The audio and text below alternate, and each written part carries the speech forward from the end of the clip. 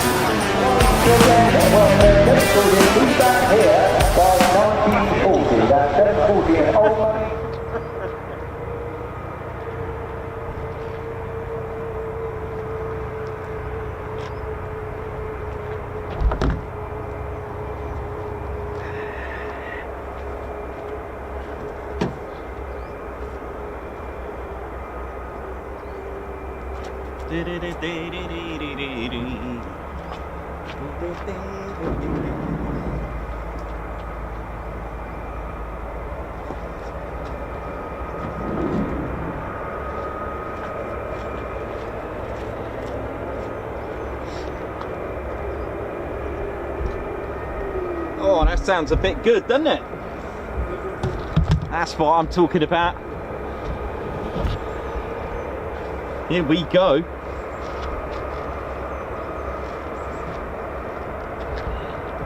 Ladies, gents and teddy bears, a very, very good morning, or good afternoon, good evening, good day, wherever you're watching from in the world.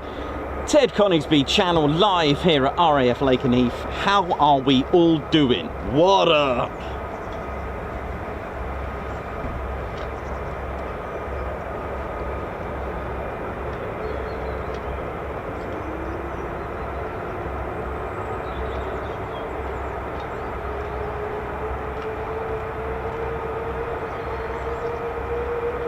Sounds good, sounds good. Now, most of us have various food for breakfast. Well, how about a Pratt & Whitney salad to start things off? Listen to those gorgeous engines. And we got engines from both aircraft, the F-15E Strike Eagle and the F-35A Lightning II.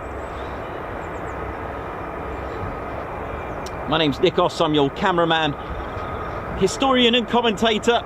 This is Squadron Leader Ted Coningsby on the controls. How we doing, Ted? You good? Ted's excited. It is sunny and it's beautiful. Listen to all those engines starting up in the distance there now. Yeah. Well, today's our last day in England because Ted and I are off to Scotland tomorrow, and Claire Bear as well. Rackham.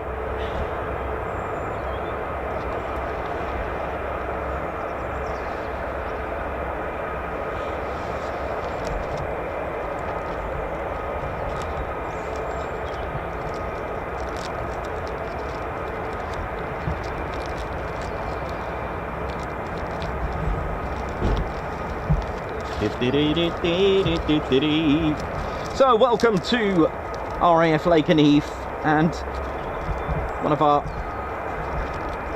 viewer favourite base and place. RAF Lakenheath is a United States, or operated by the United States Air Force in Europe to be exact. That's what the letter E stands for. Now, USAF, along with the 48 Fighter Wing and neighbouring Mildenhall's 352nd, your 100th Air Refuelling Wing, they're part of the 3rd Air Force,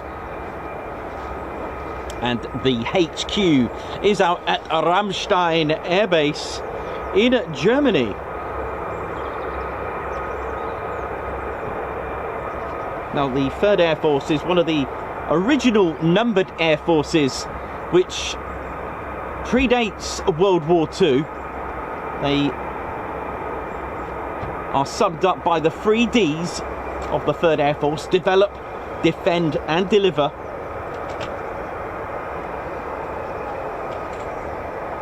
Now, they have 10 units under their command. The 31st Fighter Wing in Aviano Air Base, as we know, the F-16s, the 406 Air Expeditionary Wing. Here, the 48 Fighter Wing, the 435th Air Ground Operations Wing, the 86 Airlift Wing, the 39th Air Base Wing, the 100th Air Refueling Wing at RAF Mildenhall, the 52nd Fighter Wing, the 501st Combat Support Wing, which are at Fairford, and I believe they may have some components at Mildenhall, and the Heavy Airlift Wing, operating the 3 C-17s at Papa Air Base in Hungary. You know it is. That's our 3rd Air Force. And a big warm welcome and a big shout out to all our personnel at RAF Lakenheath of the 48th Fighter Wing. Now the 48th Fighter Wing, the flying component of the 48th Operations Group, okay, the 48 OGs, and under them they have 4 combat-ready fighter squadrons. First up, the 492nd Fighter Squadron, the Mad Hatters, locally known as the Bowlers, like a bowler hat, except spelt B-O-L-A-R-S. Guns up! Oh yes, bleed blue, you know it is. They fly the F-15E Strike Eagle. Next up, we got the 493rd, who I believe have flown the mostest of variety of aircraft. They are the Grim Reapers. Oh yeah, established 15th of January 1941, just like the other 4 squadrons, although they did have a name change, but we'll talk about that later. They are the latest to bring the F-35A to Lakenheath. They brought the F-35A in 2022 as they transitioned and said goodbye to their F-15C and D Eagles. Oh yeah. Next up, the 494th Fighter Squadron, the Panthers, the finest, meanest, baddest. Bleed red. They are a F-15E Strike Eagle Squadron. And last but not least, the 495th Fighter Squadron, who were once known as the Thundervarks, started life out as the 9th Reconnaissance Squadron back in 1941, then changed to the 88th Fighter Bomb Squadron, flying the B-18 Bolo, and in 1977 were flying the F-111 Aardvarks, known as the Thundervarks, until their retirement, or at least became inactive, due to the retiring F-111 Aardvark in 1991. 30 years later, they brought Lakenheath and made Lakenheath the very first USAF unit to operate the F-35A. 15th of December 2021, the Valkyries were made. They landed here with the F-35A Lightning II. It is the A variant that we have here. So we got 2 F-15E Strike Eagle squadrons and 2 F-35A squadrons here. Rack 'em up. Okay, I found this on the Oh, Siri just thought I just said rack 'em up. What does Siri got to say about that? Now, the 48 Fighter Wing are the only wing with a name as well. I know. Each wing has a number of the US Air Force, of course, naturally, but they've also got a name, the Statue of Liberty Wing. Why is that? Well, it's all because of their move in 1952 to Chaumont Air Base. Again, for those who don't know, it's near the birthplace of the Statue of Liberty, where it was made, designed, built, etc. And it was the workshop of Bartholdi, about 20 miles south of Paris as well, not far. And they eventually, with the mayor and a ceremony, they decided to give them a name ceremony and call the 48th the Statue de la Liberté, which is why it's on their wing. Hey man, how you doing? You're right. You know it is. And a big shout out to our good friend Sven from Germany, who we met this morning. And the first thing he said to me, I am Sven from Germany, where is Jens? And so Sven was telling us he's a bit of a biker, and a few of his biker crew were a little bit poorly. And what does one do in Germany? Well, you drive to Lakenheath. That is exactly what you do. Nice one, Sven. Oh, there's a lot of startups, isn't there? It's like a Pratt & Whitney salad this morning, so enjoy that with your Weetabix or your coffee. Or if you're not a coffee fan, cups of tea or orange juice. Whatever it is that you have in the morning, enjoy. Of course, it's not all about the flying. There are other trades such as the communications, RAPCON, that's radar approach control, the communication operational squadrons, the fire and rescue teams, RAF Lakenheath Fire Department, controller, LE, OSI, SF forces, how you doing? Maintenance crews, fighter generation squadrons, the armourers, all the crew chiefs, everything. Whatever it is that you do here, big shout out to all of you. God, there's a lot of startups today.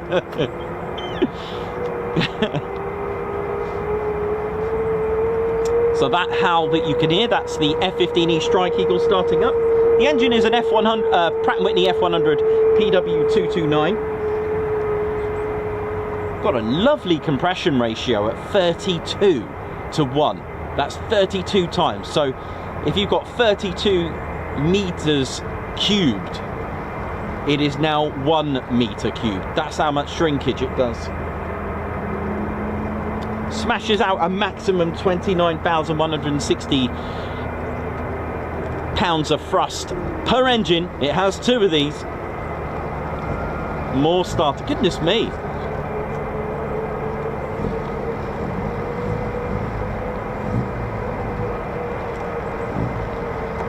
God, that is sounding. There's a lot of startups here.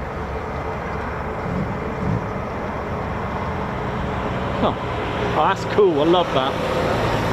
Medics as well. Got more startups than the London Marathon starting. Amazing. That's cool. I love the retro bus just there. The coach there. Just don't know if you caught that. Look at that. And more startups. Why not? I think it's going to be a busy one. So this is the catwalk, as we call it. It's a Ted Coningsby vocab. This is actually officially just called a taxiway, but a catwalk does sound better. There is a little cheeky, we were playing hide and seek this morning with the C-17. There it is. Nice.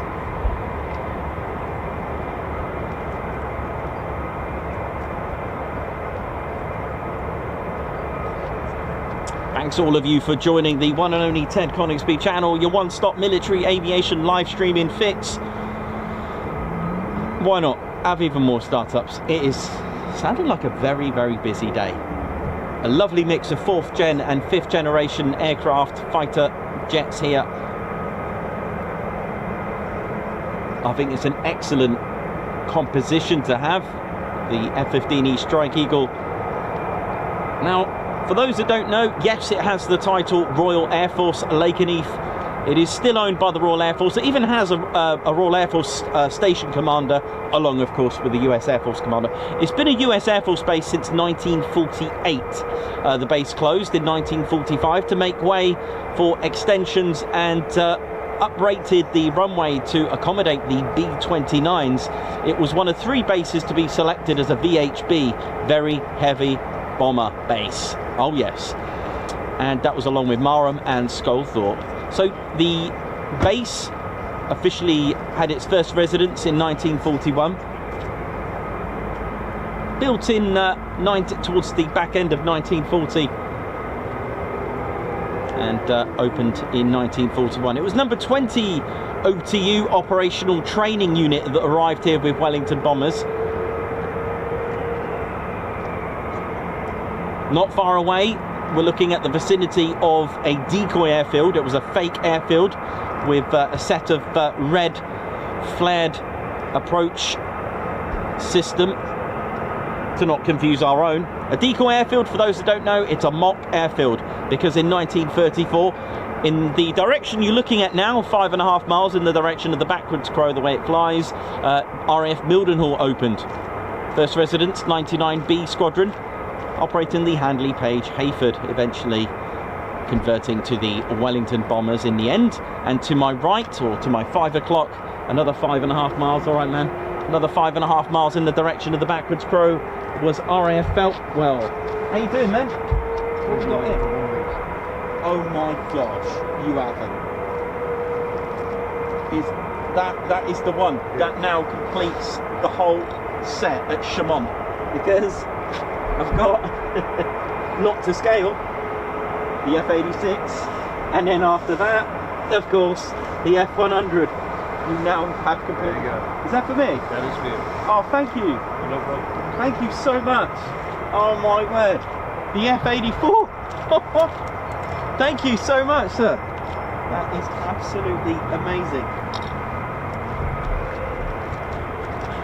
So, when, wow, I'm a bit gobsmacked. Just really quickly, when Lakenheath, when the 48th moved to Chaumont in 52, this F-84, look at it.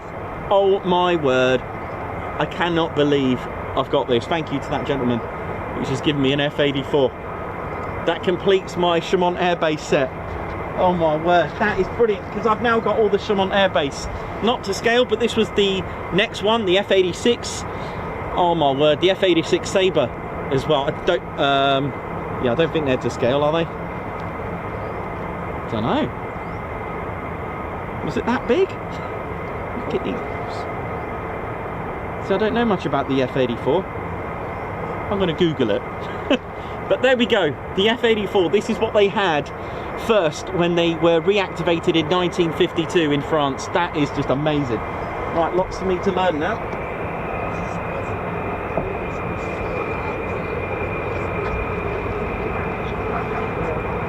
Here they come. Oh yeah.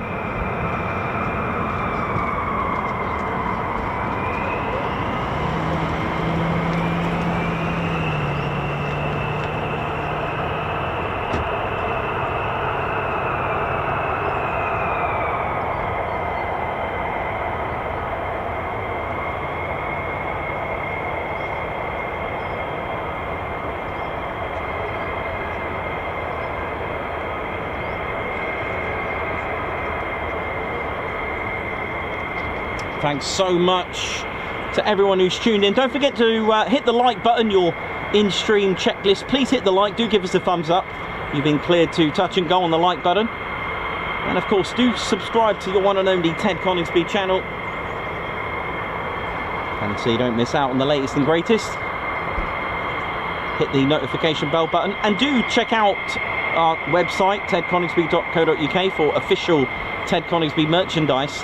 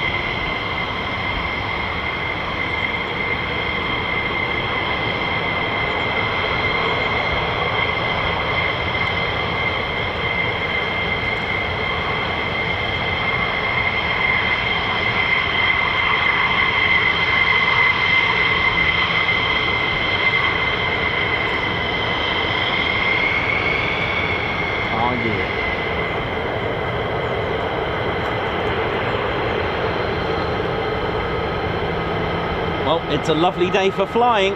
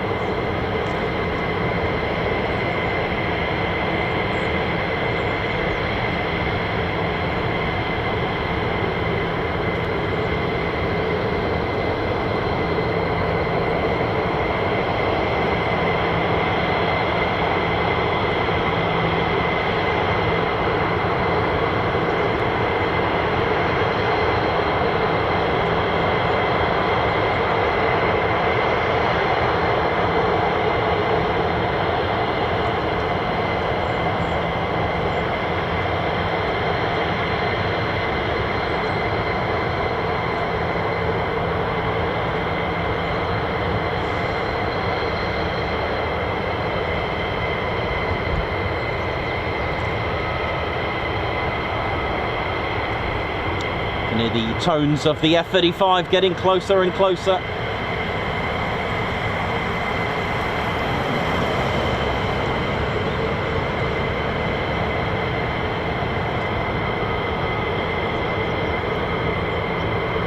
So the letters LN, that is your tail code for Lakenheath.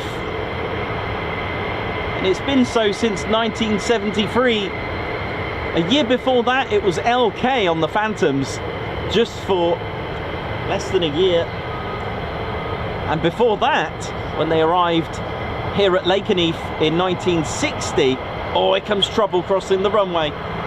They had a different tail code system. They had a letter L for Lakenheath and a second letter to denominate the squadron. So they had LR, LS and LT. So the second letter will denominate the squadron. So LR was 492nd, LS 493rd and LT 494th. There wasn't one for the 495th because they became inactive in 1944. But they came back in 1977.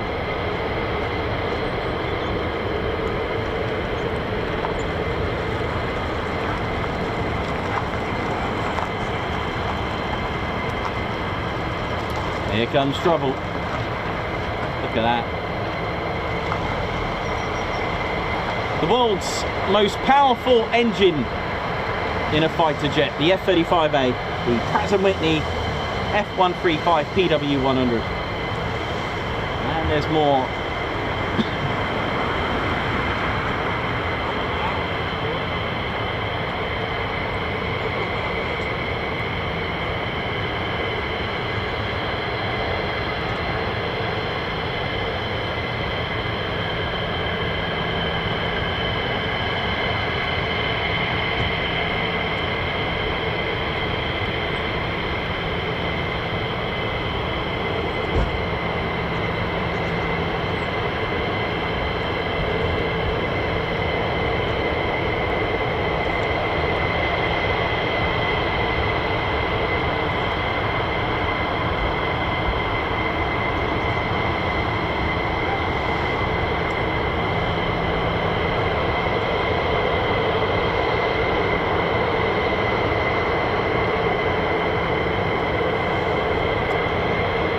So if you're in the viewing area, please don't forget to disarm your car alarm, although no responsibility will be accepted from us, but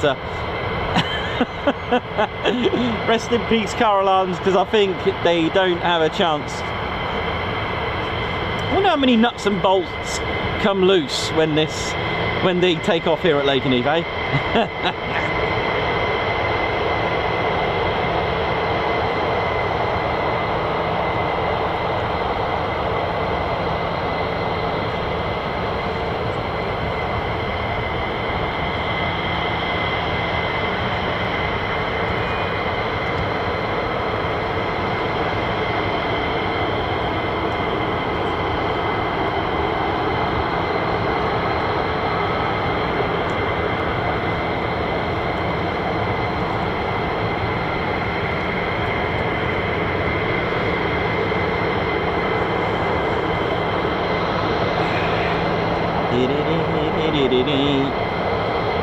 So we're in the official viewing area here at Lakenheath. A safe place to watch the base and everything else that goes on. Enjoy. Here we go.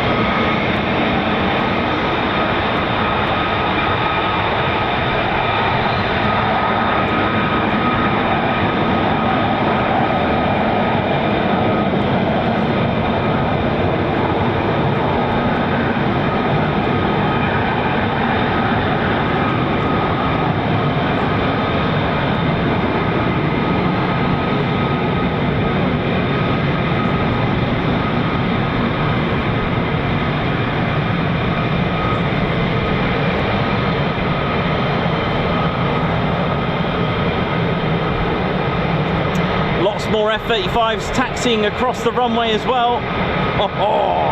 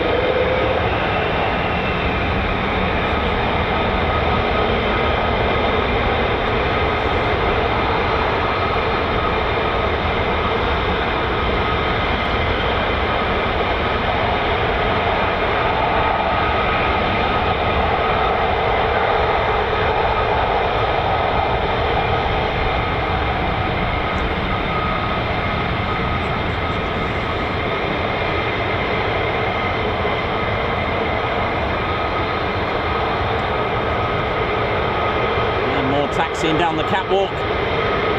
So traditionally the red tail flash indicates the 494 Fighter Squadron, blue the 492nd. Now the other colours, although a liquor paint on the F-35 doesn't do it very well, but yellow is for the 493rd and green is for the 495th. Now those colours were once on the F-111 Aardvark, all four colours.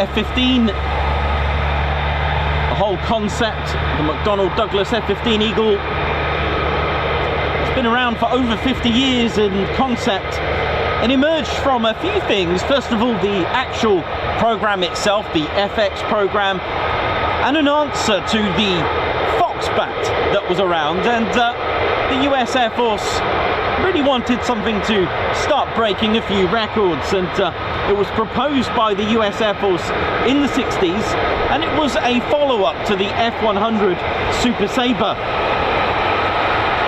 There were 3 manufacturers in with the run-in. It was McDonnell Douglas, of course, which got the contract, North American Rockwell, and Fairchild Hillier. They put the design, and they took its first flight, the F-15A, in 1972, and the 2-seater version almost a year later in July 1973. Although the F-15B, as it was designated, it did have the TF-15A designation first. Here comes trouble.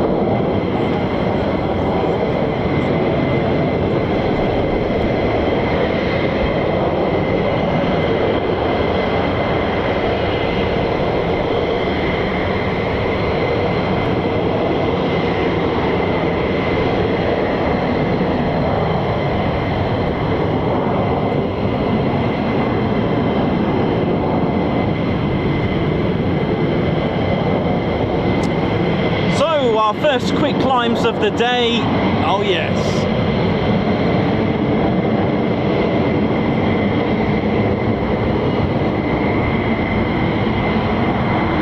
So for those those wondering how many G's pulled, it's 5 to 6. How fast do they go before they pull to the climb? Depends on the pilot, about 380 miles per hour.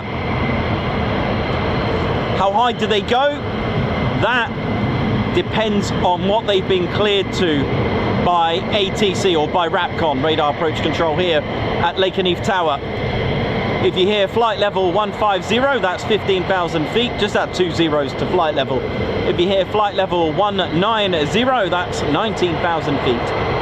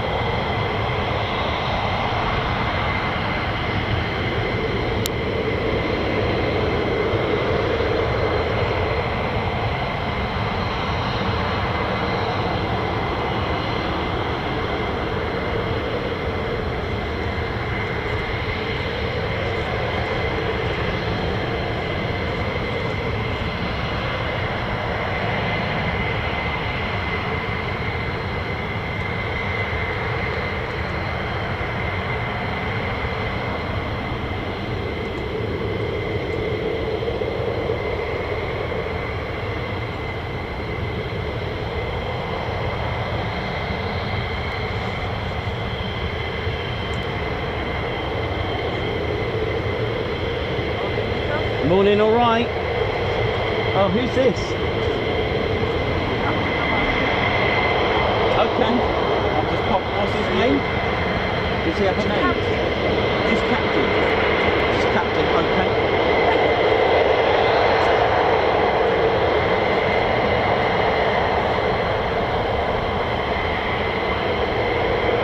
Here we go.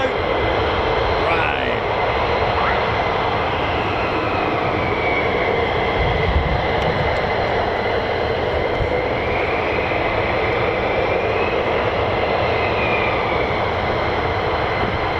This doesn't look good. This may have an issue. Hang on.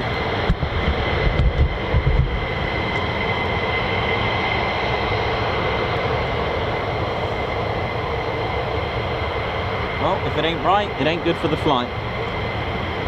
Send it, but back.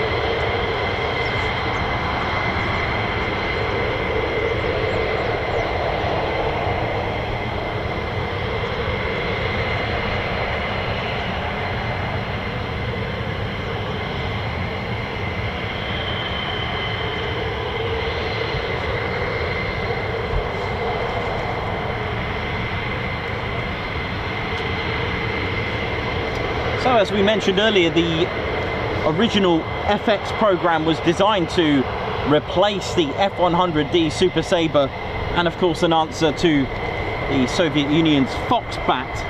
And it was 3 manufacturers that were in with the running, and of course McDonnell Douglas got the go-ahead, but North American Rockwell and Fairchild Hillier were also in the run in '69, which in December was given to McDonnell Douglas.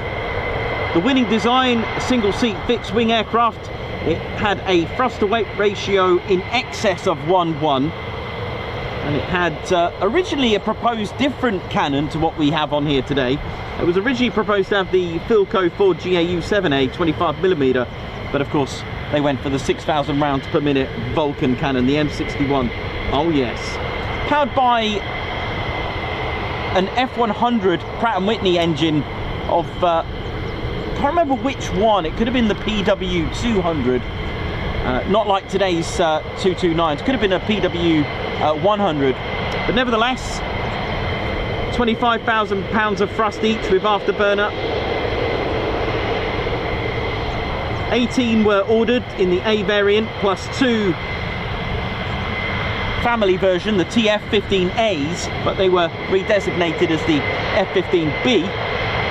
First flight, F-15A, was made 27th, 1972, July 27th, and it was flown by Irvine Burroughs. And the first flight of the TF-15A, which later was designated as the F-15B, that was made almost a year later, on July the 7th, 73. First deliveries were to the 555th Tactical Fighter Training Wing at Luke Air Force Base in Arizona, and in November 1974 it was followed by other squadrons of the 58th Tactical Fighter Training Tactical Fighter Wing, and from January 1976 by the 1st Tactical Fighter Wing at Langley Air Force Base, Virginia.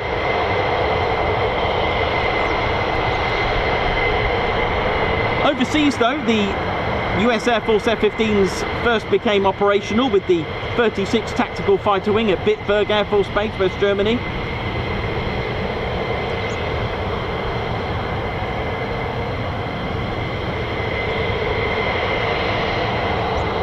And then of course we had the F-15 C&D models, that first of which flew in February 26, 1979 as well. This of course is the F-15E Strike Eagle. Now this actually arrived here in 1992.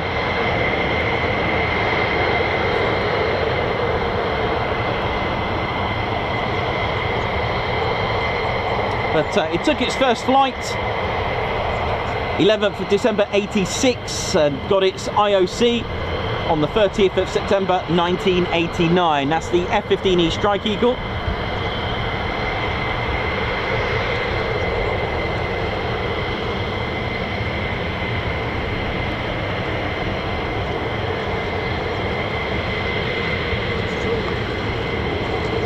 Now we always talk about the F-15s, the F-15 Eagles having a air superiority, 100% aerial combat record. The F-15E Strike Eagle, however, has a very unusual aerial victory, and it was on, of all days, Valentine's Day 1991 during Operation Desert Storm, when a US Air Force F-15E Strike Eagle achieved the unthinkable, a very unorthodox way to take out a helicopter. Now it was actually a very crucial thing, because it was Mi-24 Hind helicopters, and the special forces, Allied forces on the ground, were pretty much in a bit of trouble, and luckily F-15E Strike Eagles were in the area, but as fortune should have it, the missiles, which is what you would normally use, jammed. And so one of the pilots decided to use, I know right, you ready for this, a 2,000-pounder GBU-10 Paveway 2 laser guided bomb, and as the Mi-24 lifted off the ground, it actually got it, a bomb. Now this tactic is not quite new. The Luftwaffe did this against bombers by dropping bombs on Allied bombers. So this tactic is pretty old school, and it worked, although I don't think they had laser guided then, but saying that. This is a very unusual aerial victory. And I think it was call sign Packard 41, serial 890487, which is absolutely incredible way of doing that.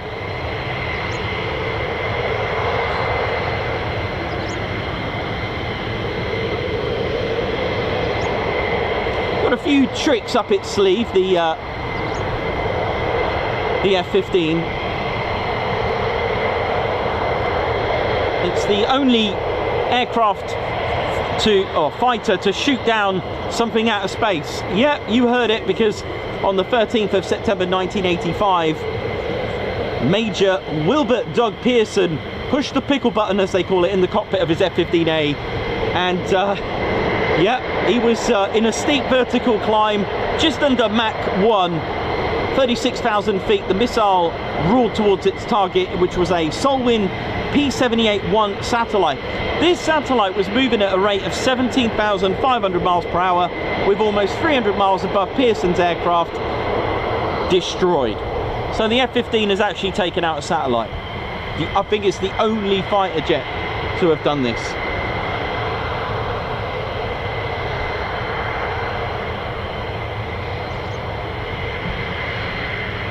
And if that's not impressing you enough, well, someone mentioned it, there is an F-15 Streak Eagle, a heavily modified F-15A fighter, which set 8 time to climb world records between January 16th to February the 1st, 1975, with flights reaching altitudes of over 98,000 feet. I think it was close to 100,000, if anything. I believe it's at the National Museum of the United States Air Force. Oh, I think the car alarm agreed with that.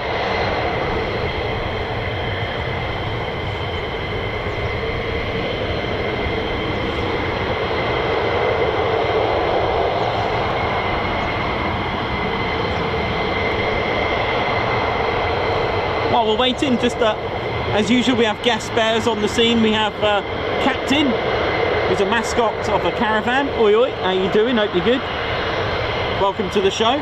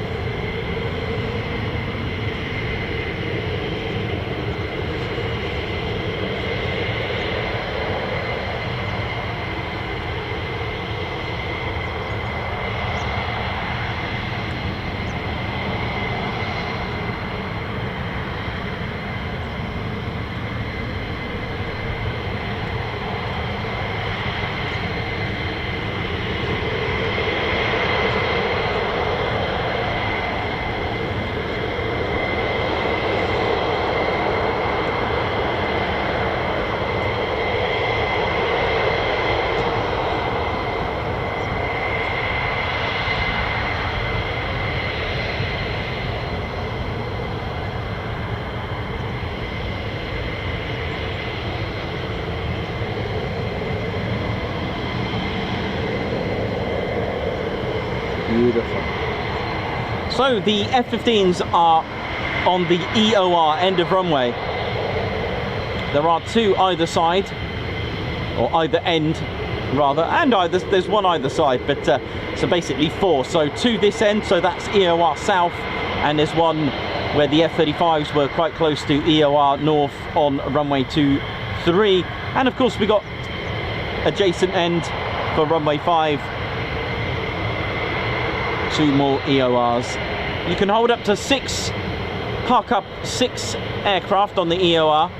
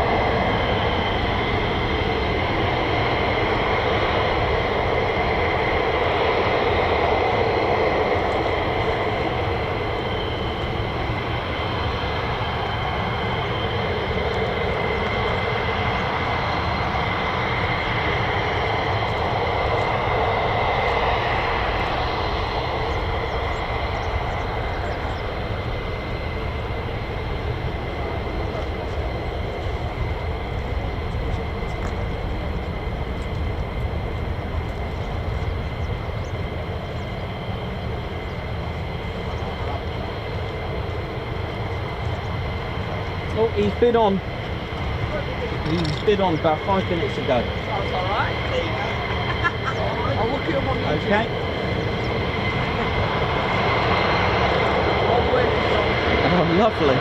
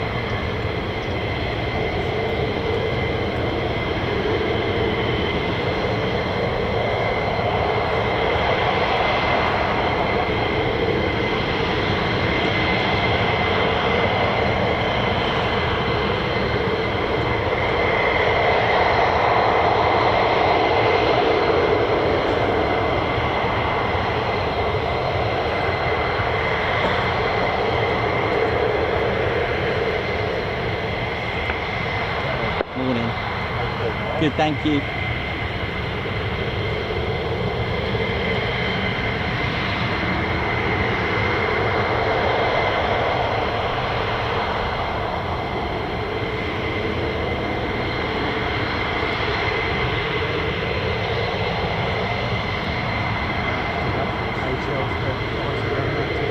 Sorry? Oh, I don't, I'm afraid, sorry. Oh, here we go. I heard a fleet. Here we go.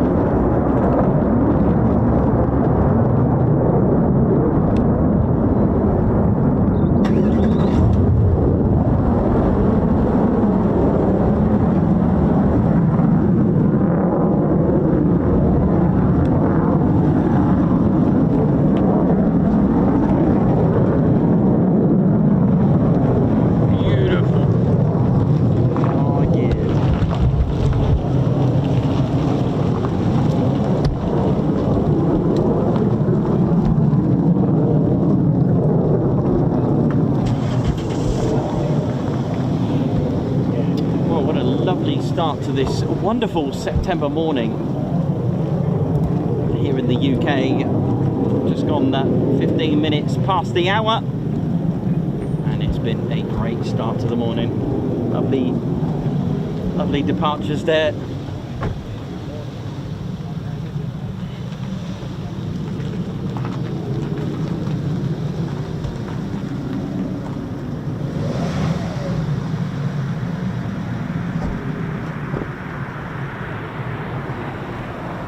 Well, that was just absolutely incredible. How are we all doing? How we're feeling? My name's Nick Austin, I'm a cameraman, historian and commentator. Hope we're all good, ladies, gents and teddy bears. Hope we're all feeling well. Welcome to the show. It's been a good start to the morning, of course, here at Lakenheath. We usually are always smiling like a bear with a salmon.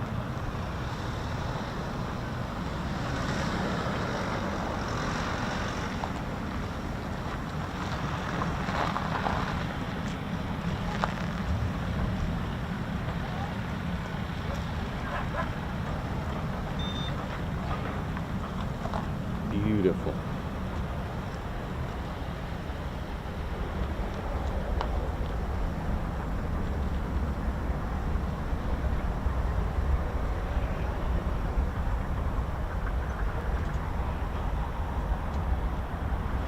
Margot Baxter, how you doing? Alan Q, Mark Riches, Chris Bloxham, Jenny B, Joshua Brown, Lee Hale, Julie Beard, Mike Roger, Remco DeVray, Mark Richards, how you doing? Aspen, Wee Stevie Boy, Davey, Synchrotones, Leah, Jan Stanland, hope we're all good. Paul Mayers, how we all doing? How we're feeling? Mark Moody, how you doing? Edward Coates as well, Gucci Man's on the case as well.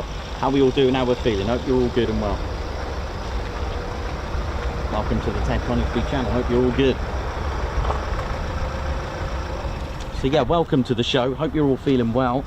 It's been a good start to the morning, hasn't it?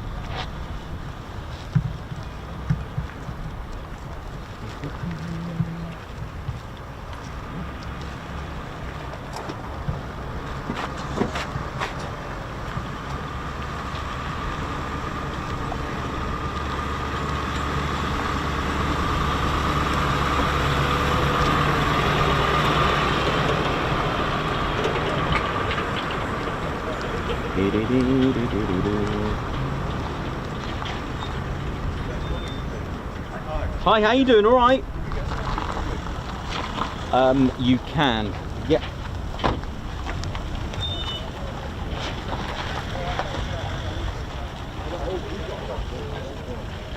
All right. Yeah, good. Thank you. Hi, you all right? You okay? Okay. Yeah, sure. Awesome, yeah, we've been following you for a while. Oh, cool. Thank you very much. No worries. Thank you.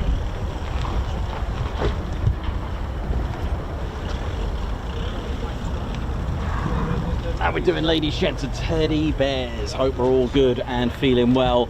Welcome to the show. So we had, I can hear some tasty things earlier just then. What's that? It's all good, isn't it? Hope we're all good. Right, ladies, gents, teddy bears, let's have a little look.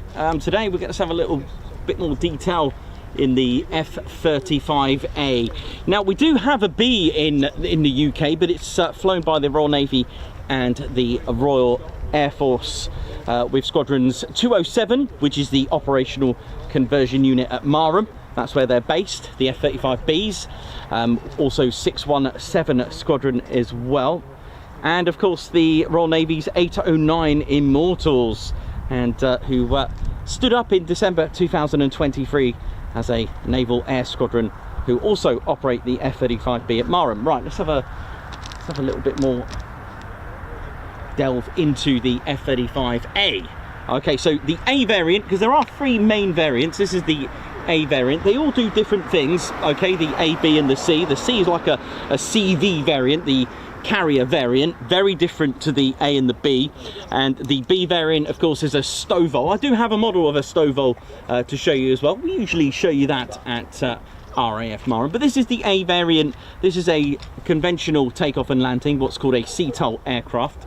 It is 5th generation. All three main variants do have and share the same maximum speed at Mach 1.6. Now, it's got the biggest engine of any fighter Okay, so its acceleration is absolutely insane. It is amazing. Smashing out on the Pratt & Whitney's F-135 PW 100, smashes out 43,000 pounds of thrust with afterburner. But if we have a closer look at the aircraft to see what's going on, it is a very, very clever device, a very clever system which can basically soak up information, just like all those electronic warfare aircraft, the one specific, a bit like a Hawkeye, can absorb information, send it back to command post.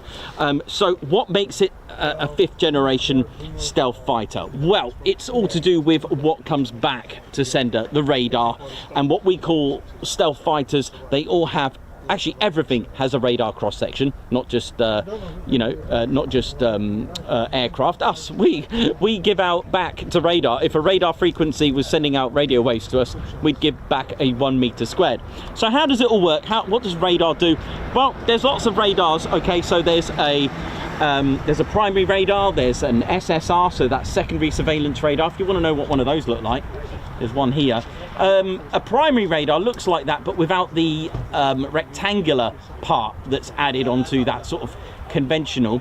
There's also WAM, now not the band, that's wide area multi-alteration, and you've also got non-radar, okay, ADSB. By the way, for those wondering, ADSB is not a radar, it uses GPS. Radar is completely different. Radar uses radio waves.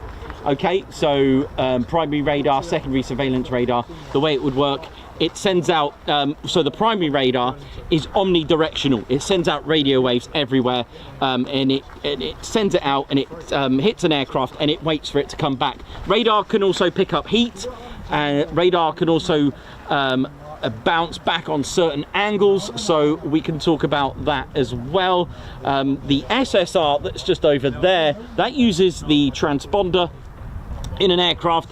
ADSB uses an ADSB receiver, by the way. It uses GPS satellite, a bit like you're tracking, a bit like a Garmin watch, for example, when you go running, or any tracking device. Okay, so very different. ADSB is not a radar, it's more like a GPS broadcast. It's automatic dependent surveillance broadcast. All right, so let's talk about the F-35 as a generic for now. So the coating helps. Okay, so when radio waves are sort of impacting an aircraft, okay, it's waiting for those signals to come back. A bit like when you shout or talk in a cave, or shout down a well or a canyon, you can hear your echo. That's basically how radar works. A bit like the speed gun of the authorities checking speeds.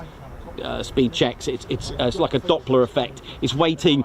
You can actually work out speed distance by depending how quickly.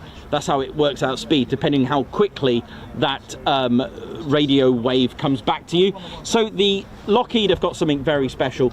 It's got RAM, radar absorbing material. So first of all these radio waves are hitting this radio frequencies, but it's been absorbed by this special coating. It is guesstimated at 1 megahertz right up to 60 gigahertz of absorbing material. So this doesn't help radar at all, because the signals aren't going to come back if it's been absorbing them. Okay, there's bits of particles of iron which burn it up, and it's like, well, thank you very much. Also, you'll notice several serrations. I usually show the B2 model as well, but you'll notice as well all these serrations everywhere. Now, why is that? Well, first of all, that extra color, you see there's a slightly different paintwork. Sometimes you catch it on that sort of tape. It is actually radar absorbing tape. I know, right? Very clever. I had a look at F-35's been made, and each panel is done with a special microscope. I think it's got a different name to that. And these rivets that go in are so flush, you wouldn't even know there was a rivet connected to it. But saying that, like I said, let's have a look at what's going on with all these serrations. When you open up the weapons bay on an F-35A, again, serrations everywhere, okay? Even the nozzle, okay? It can take a 18,000 pound of payload. Okay, and even the the landing gear, again, serrated. Everything does not have a smooth, straight, flat surface. So why is that? Well, radio waves like to come back, right? So if you're going to start having all these serrations everywhere, it's going to send the signal and scatter it and diminish it. So that's why, and I can show you a little diagram in just a moment. You want to avoid 90 degrees. Now where you get 90 degrees is usually, as you imagine a single stabilizer between the elevator, the signal will bounce, come back to sender. This is why they're slanted, okay? The stabilizers here, the fins are done that way.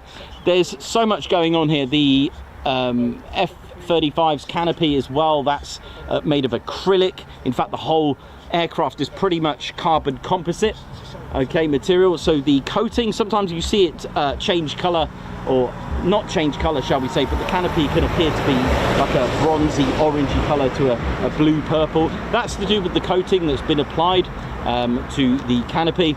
And signature on all stealth fighters, not just the F-35, the SUs, JUs, F-22s, they all have a non-standard round nose, okay? There's a ridge, okay, so it's not perfectly round. Why? Again, if radar hits the radome, it will go all the way around and go back to sender.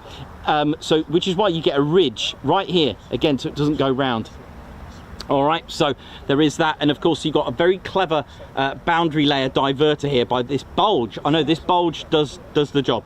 It is absolutely wonderful. It's amazing the way they've done it. Now this is the DAS system. There's also an electrical, sorry, the DAS system I'll show you in a moment. This is the electrical, this bit here. Usually I've got a clear one.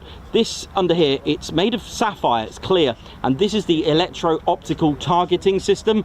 This does all that with the mounted helmet display as well, linked with the pilot, which we'll talk about the DAS system as well. Now DAS, there's 6 of these cameras. They look like mirrors. You can't see them very well on here, so what I'll do, I'll show you them on my trusted diagram. So the DAS system is like this. This is what it looks like. I hope it's not going to have too much glare because I have put them in protective film this time. The DAS system, there's like little mirrors. They're randomly polygon shape. Okay, there's one there, there's one on the starboard side, there's a couple here right in front of the canopy, and I think there's another one at the back somewhere, maybe where the boom stick goes into for the air refueling. Now the DAS system is a ANAAQ37. At the time I wrote this, I don't know if they've been upgraded, but they're 6 distributed aperture system, hence DAS. They are infrared sensors which can observe night or day. It's a situational battlefield awareness, and it literally creates this lovely sphere, and this sphere is the F-35 or the F-35 pilot's battlefield situational awareness, and it's constantly searching and monitoring. It will track vehicles automatically. It will say see ya to SAMs, so surface to air missiles, the S-400s, they will be tracked already. The F-35 has an option to engage or not because of the BVR, and thanks to DAS, it's already seen incoming aircraft. When they're in a flight of more than one, they link up each other's DASs and it fuses together. So it's literally a search and destroy. It is an absolutely amazing. There are 40,000 fasteners on each F-35 as well, by the way, and this DAS system gives a 360 protection and detection. It is all that. It is absolutely incredible. And the A variant does have an arrestor hook. It's boomstick operated for air-to-air refueling. Now I'm just going to show you the serration diagram. Oh yeah, what I didn't tell you, the radar cross-section of an F-35 is about 5 centimeters squared. That's about the size of a golf ball, which is really not going to register on one's radar. Okay, so if I show you, I don't know if I've got my diagram ready, but never mind, I'll show you this one instead. This was a little diagram I made, how radar is bouncing off flat surfaces. So it hits and comes back, but the serrations all over like a B2, the F-35, the F-22, these are going to get scattered. So if you imagine the back, this is the exhaust, or the nozzle, the exhaust nozzle. It's even got these because that's where heat is going to get dispersed everywhere. So it's pretty cool. It really is a superb aircraft, and that's your A variant. Is that an aircraft behind me? It is. Here we go. Cool, didn't miss it.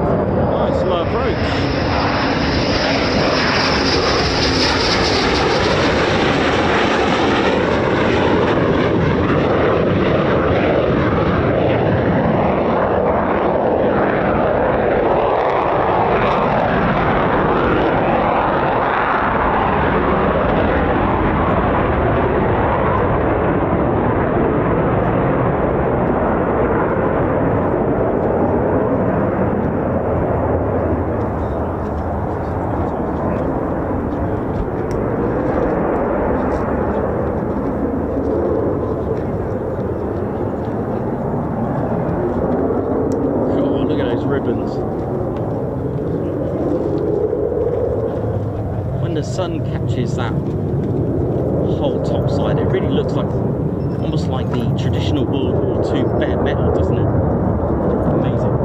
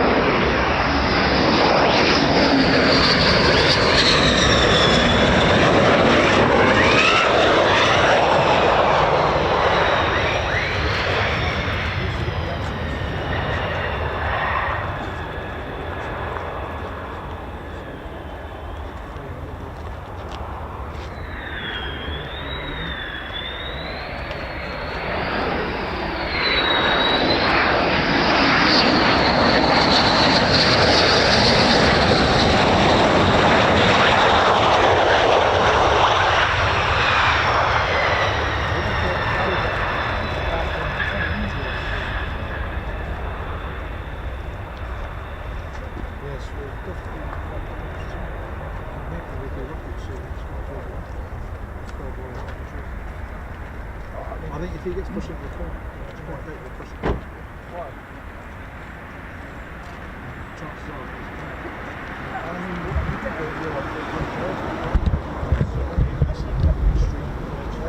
what I reckon.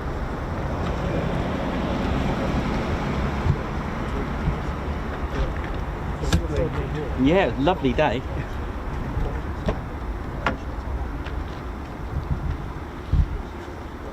Oh yeah, China is extremely. They are. They will. Their intentions to take Taiwan. The Philippines as well. They're extremely aggressive. Because of the Taiwan. Yeah. Oh yeah. But not only that, they've built all these artificial islands, so they get them inside. So there we go, our first arrivals of the day with two wonderful low approaches. There's a lot of people. There's a Chinese These just stop work.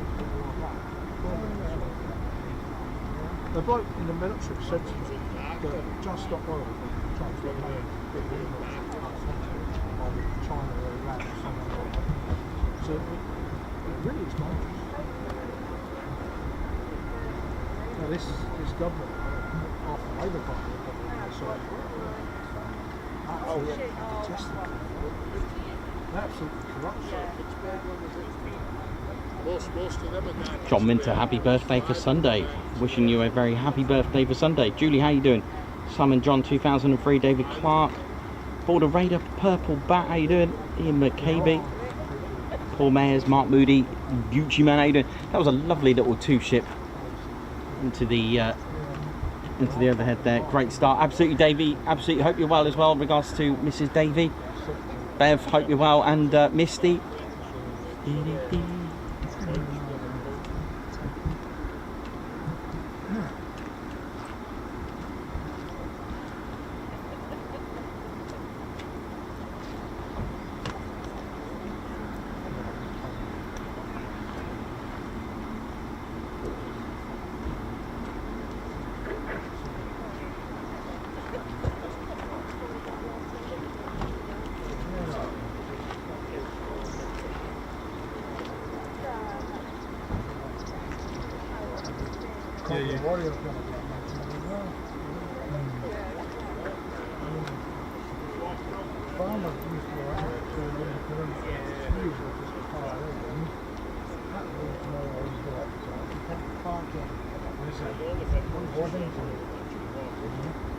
Is that the bottom?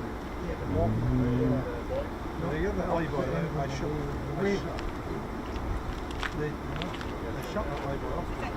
Yeah, that's ludicrous. You know, I mean, the farmer that owns all the land, he's looking for the guys to walk down onto the path. Walk down, walk down, exactly where the pasture around the perimeter. Yeah, on the fence line. You know, the trouble that Robert is the local council. Local councils are so fucking good. It's the same at Robertson. When I'm starting to start Robertson, these pricks in Bristol.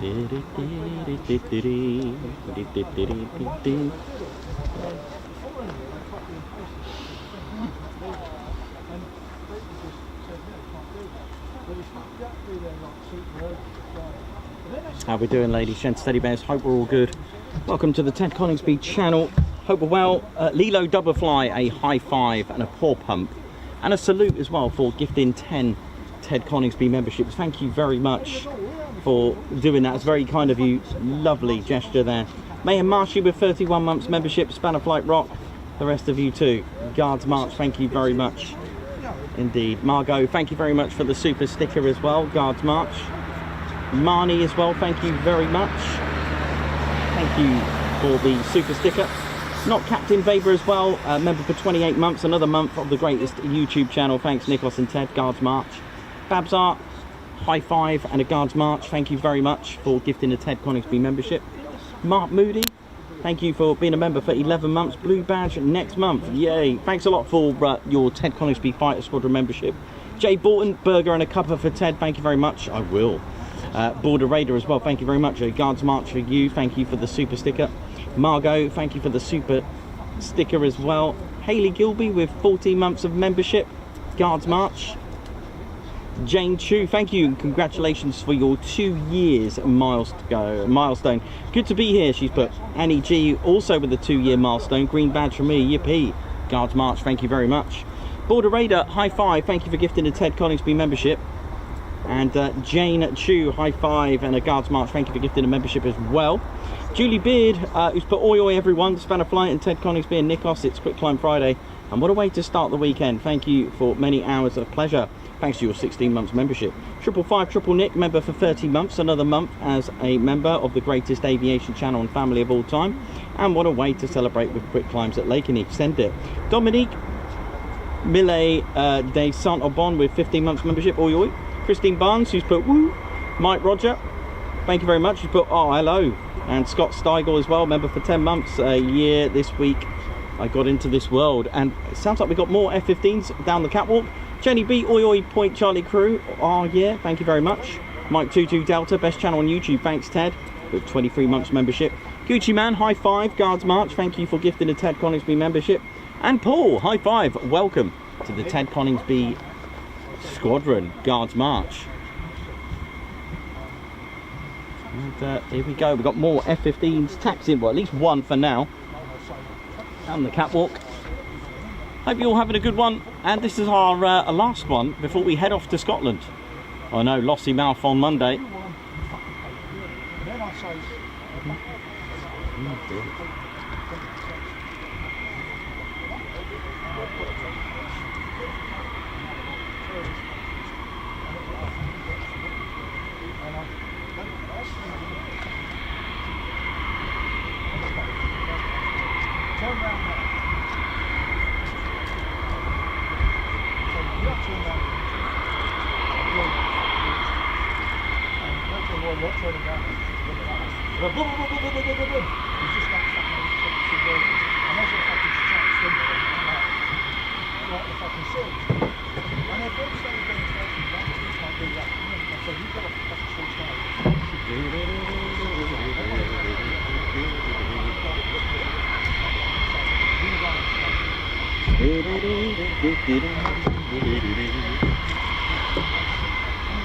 Look at those tall stabilizers.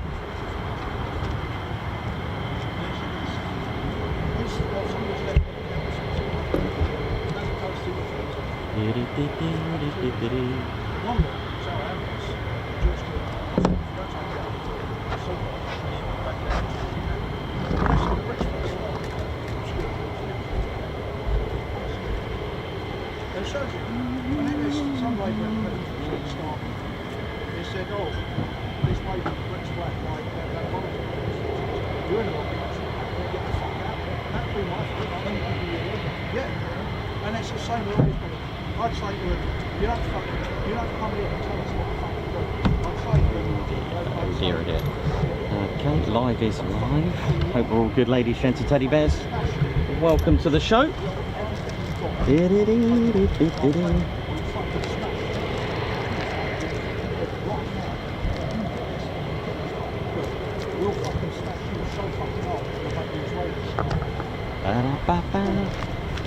So the history of the base, well, the whole place does date back a good, I think I found a bit of history dating back to about 10 10,000 years or so. I found some really cool stuff. For those that go to Maids Cross Nature Reserve as well, would have noticed some craters. In fact, around the base there's quite a bit of sand as well, and this dates back to its sort of geography and all the minerals and the flint mining that's been going on for years, and it dates back to about 10,000 years, and it's pretty impressive. So for those that go to Maids Cross as well, it has created, through the glacier period, it's created like a natural divider, shall we say, between today's base and the actual geographical site. And it was mid 19th to mid 20th centuries.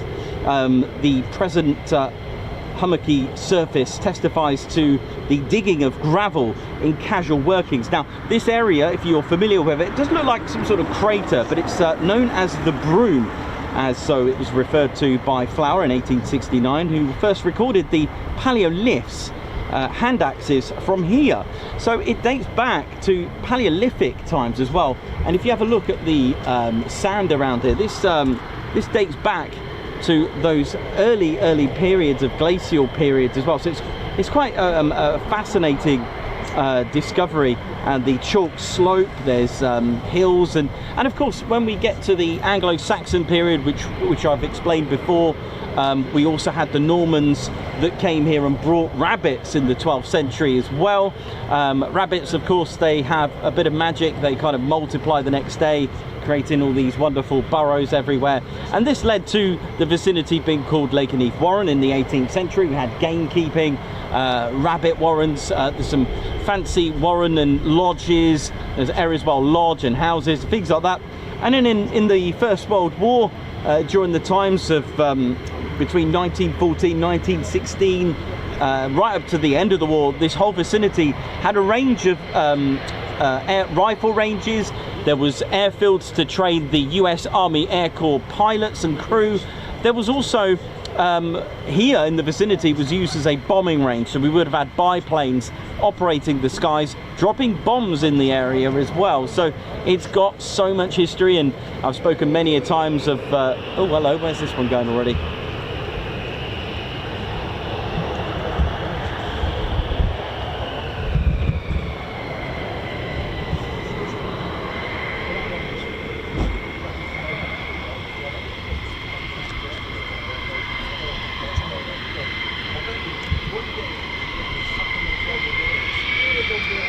Here we go.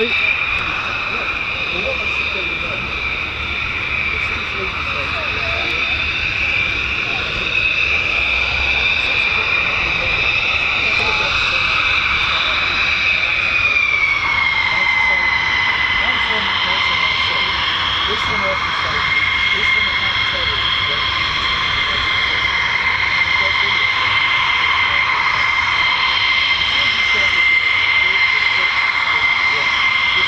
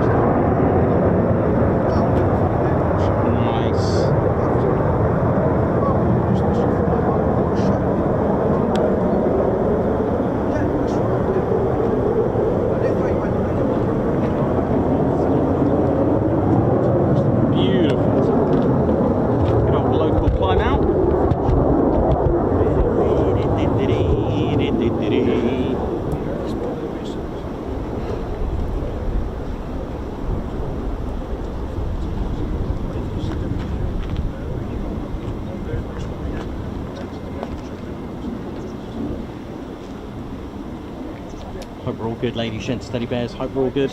So yeah, our last show of the week. Sorry, there's only been the second. Only this is our second one of the week. The weather hasn't been that brilliant, and I hope we're all good and well. Plain Spotted Tone, how you doing? Hope you're good, man. Daniel Walker, Stephen Ross, Jenny Lee, and a Singleton there just departing on its own.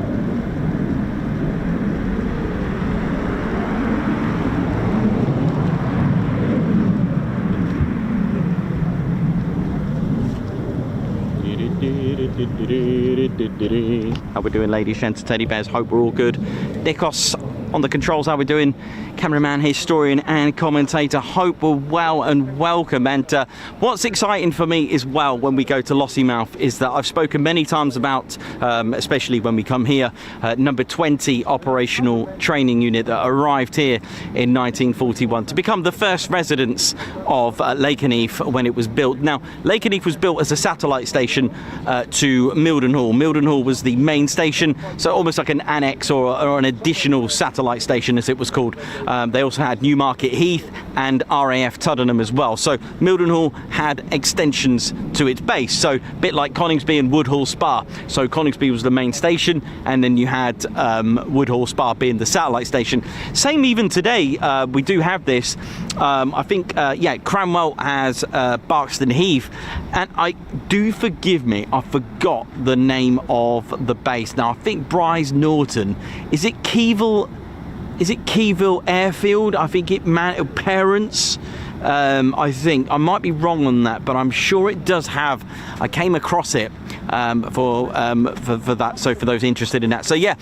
So Mildenhall was built in 1934, as we mentioned, and they had 99B Squadron arrive with the Handley Page Hayford, a huge design by Handley Page with very basic Rolls-Royce. Well, I say basic, but at the time it was kind of coming out too late, especially when the outbreak of the Second World War came, because the engines were producing something like 525 Kemble. Is it? Are you sure it's not? Hang on. That sounds better. Let me just check something. Hang on. Let me have a quick check. Where is it? Where are you, Bryce? I'm sure there was. Hang on. Keeville Airfield, if you've ever heard of that. Under the control of RAF Bryce Norton, the airfield is frequently used for fixed wing and rotor. Keeville, Keevil. So they actually managed that today with that. So yeah, so we had the Handley Page Hayford with Rolls-Royce Kestrels at 525, and then we had the Harrow and the Hendons, that kind of the night bombers. I think they the Harrow had a 625 horsepower version of those Rolls-Royce Kestrel engines. So yeah, 34, and in 1936 this way. So they're both about 5.5 miles in the direction of the backwards crow, except this RAF Feltwell opened in 36, started off with the Harrow 37, and then 38 the arrival of the Vickers Wellington. Same applies with RAF Mildenhall when they were also converting to the Vickers Wellington. Now once monoplane bombers started to arrive, they came with like 1,000 horsepower engines, which kind of made the Hayford redundant. If you imagine a huge biplane, which for those who don't know what the Hayford is, we usually show you that at Mildenhall with my trusty card sheet. It's a really good fact sheet. But when you had more sort of sleeker, more punchier 1,000 horsepower engines on monoplanes with heavier payloads, etc. on the twin engine bombers. I mean, we had the Blenheim, the Wellington bomber, the likes of which we had the wasn't very successful, but it did produce something successful, the Avro Manchester as well. So twin engine bombers were a thing, but 20 operational conversion unit came here, right bang in the middle of the two bases, and they were an OTU, an operational training unit. And as I just touched there, is the fact that I'm loving the fact that I'm now going to go all the way to Lossiemouth to tell you that a 20 operational training unit was over there, and then they came here. Okay, so that's quite a funny transition for me to talk about an operational training unit that arrived 600 miles away to here to train airmen on the Vickers Wellington bomber. The the reason for that, because it made sense, because you had Feltwell, you had Mildenhall operating the Vickers Wellington as well. So it was kind of cool to have a training unit operating the very training airmen on the very aircraft that they'll be leading on to. So you had like 149 and 199 squadrons at RAF Mildenhall, for example, and they came here in the end anyway. Those two squadrons. OJ, I think OJ for 149 squadron. Now, off the top of my head, I'm going to take a wild guess. I think it was EX for 199. That is an absolute guess. I'm going to go with that because I think that's on our short sterling, and yeah, it's amazing history here. I mean, we can do a whole show just on the history of not only the Royal Air Force here, but of course, as you know, we talk about the history of the 48th and how they started in January in 1941. It was part of 54 activations. They're called the first aviation objective. It was really a readiness in preparation, because it was January of 15th of January 1941 that the 48th began life as the fighter bomber group. But they started off as a bomb group light. They had a letter L for light, L for Lima, and light. It was the bomb group light. You may see that with bomb groups with the letter H in brackets. That stands for heavy. If you ever see D, it stands for dive. I don't know if they ever had an M for medium. Maybe, maybe not sure. Never heard of it. Never seen it, but you never know.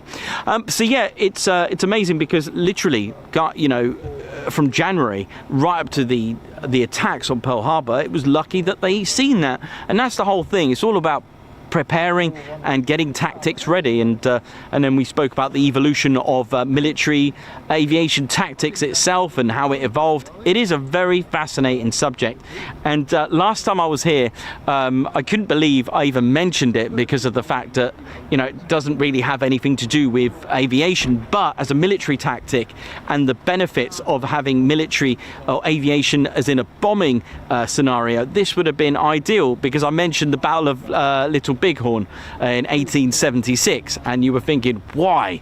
Well, because in, you know, literally 27 years later, had Custer waited, there would have been things called the Wright Flyer and aviation. It wasn't until I think I'm pretty sure it may have been 1906 when it was sort of suggested to have perhaps like the thought. It was an Italian who even came up with the idea of seeing the benefits, and I'm always thinking about the you know, all the battles in the future, because in the battles in the past and how it's progressed. You know, we got the Carthage, got the Battle of Marathon, and all these battles, the Spanish Armada, you know, all the naval battles, land battles, and then, you know, aviation, you know, aerial combat, you know, it's a new thing. Bomber Command, 1936, but that's a command section. The aerial campaign started when two biplanes during the First World War passed each other, and they waved. They didn't realise at first. They thought, okay, hello, and they started waving. Not everyone had ever seen anything fly in their life, especially heavier than aircraft, and you really have to appreciate how not only technology but the tactics for you know, aerial combat. As I mentioned before, reading the book Luck of the Draw, amazing book. You know, two biplanes, opposite sides, and don't forget the men on the ground probably even shot at them, not even realising. And then we think about roundels and markings, but let me tell you about the two biplanes crossing, because it's a true story. They didn't realise at first. They realised, but it didn't occur to them. They used to wave at each other. Two opposite sides crossing each other. They're actually enemies to each other, but they'd wave. But then they realised, hang on, this is enemy. So one of them, or maybe both of them, maybe their great minds think alike, they then took a pistol and started trying to shoot each other as they crossed. So, you know, it's and then obviously they thought about mounting the guns on the biplanes, and then to not get shot on the ground. That's when the evolution of having markings on the planes. Now, they used to have a Union Jack or Union flag, a British flag on the bottom of the aircraft. They used to have the British flag at first for our Allied, because they were getting shot, because the approach and you know, they were worried. There wasn't any, you know, markings. It was shoot first and ask questions later. That scenario, because they never even seen anything fly. Is it enemy? Is it foe? The thing is, the British flag didn't quite work on aircraft because it's not very distinguishable. Hence, roundels were invented. In fact, it was the French that created the roundel. I believe they were the first. And if they weren't, well, that's where the RAF roundel came from, the French roundel, and it was reversed. So the RAF is blue, white, red, as in the circles. The French is red, white, blue, blue dot. So that's the evolution of that. I know, amazing, right? So they did actually have flags. And then eventually, if you think about it, World War I was literally a battle of noughts and crosses, if you think about the markings, and so on and so on. And then, of course, with the addition of omitting certain colours, because in the Pacific, a red circle meant enemy. You know, and they would admit that. If you look at the Southeast Asia Command and the battles of Burma, the Pacific, the US Navy, the US Army Air Force started to emit red, because red meant, oh, okay, you've only got a split second. Remember that, you know, it's not a game out there. You know, this isn't a convenient simulation game. Things are going fast. You know, a 109 going 250 and, you know, 270, 250, whichever. And, you know, a 180 miles per hour on a B-17 combined speeds of about 450 miles per hour. There's Jake 17. Then, just to put that into perspective, 450 miles per hour, ladies, gents, and teddy bears, is 200 meters per second. Okay, now put that into perspective. That's 8 seconds to a mile.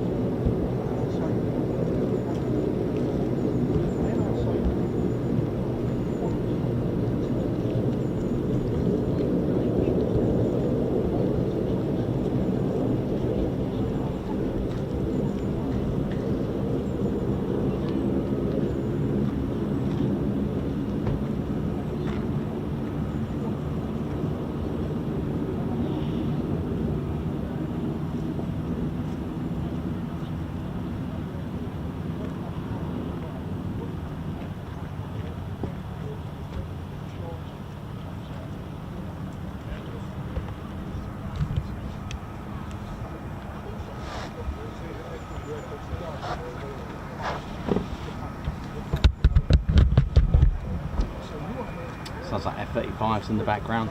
Hope we're all well and good.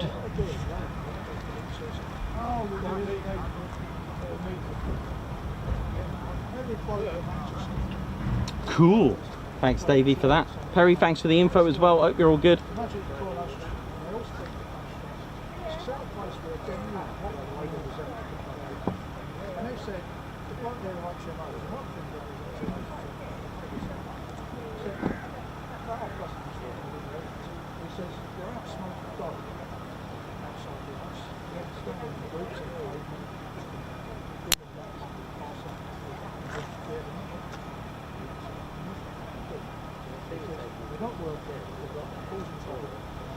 Yeah, so the plan for next week, Monday, we'll be at Lossiemouth.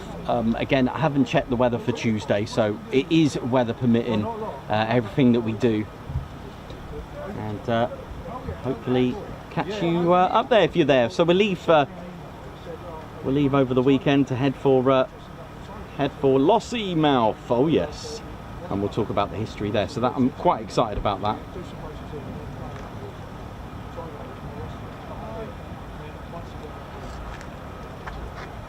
Right, I'm just going to get a cut of tea. Actually, I might get a water quickly first, actually.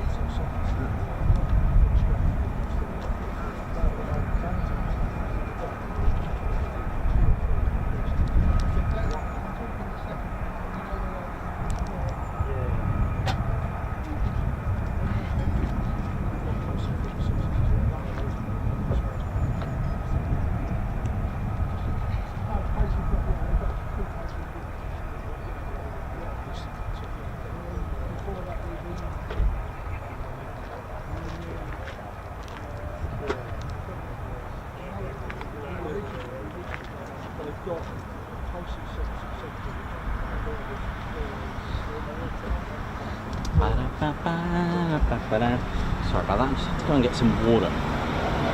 The wind safety crew are on the runway at the moment.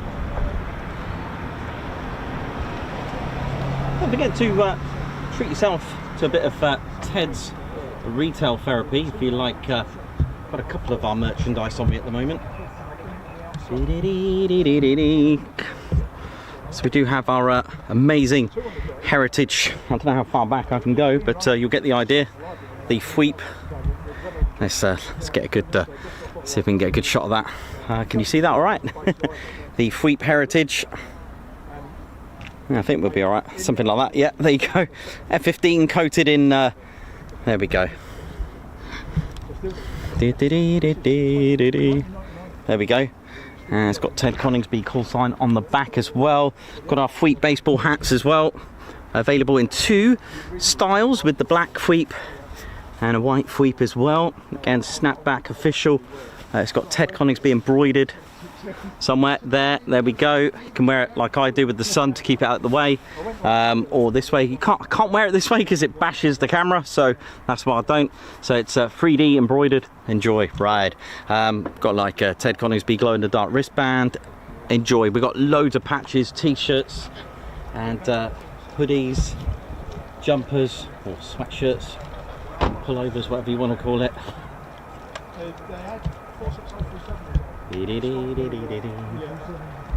Sorry?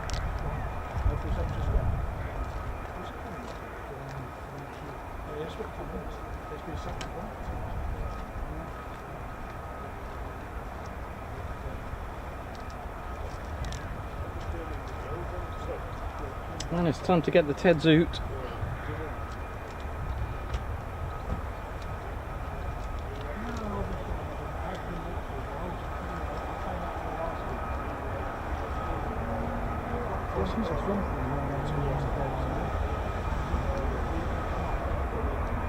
Jim Bob, how you doing? I did not. We've had to clear the van out, which is looking a bit, sorry for the pun, looking a bit bare, because we are heading up to Lossy. So I do apologise, I haven't brought anything with me. Although I will try and remember to get one. If Claire's watching, to get a double XL in the van, so next time I see you, we've got one. Mark Moody, Leah, Perez, Mattman Bush, Mark Moody, how you all doing? Davey, Andy White, Chris Bloxham, how you doing? Captain A, what up? Spanner Flight crew looking after the show. Someone's rumbling down there, isn't it?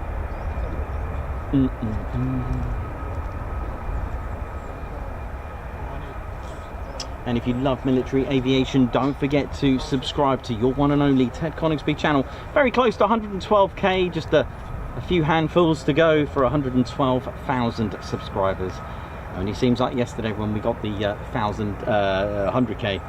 Amazing. Really, really loving the fact that I've managed to get myself, thanks to a gentleman that handed me an F-84 Thunderjet.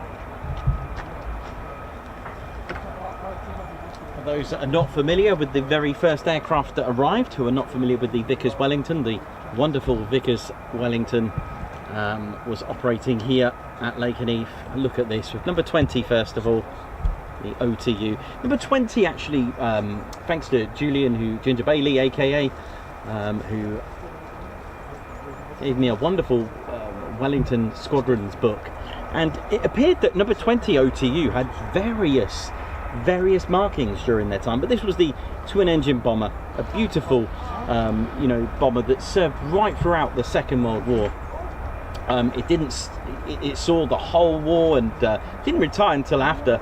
It was the most produced bomber of World War II of the Royal Air Force, and yet there's not one that's airworthy, although there is a complete one at, is it Brooklands, I think it is, and you can see there, you see the little X's in the windows.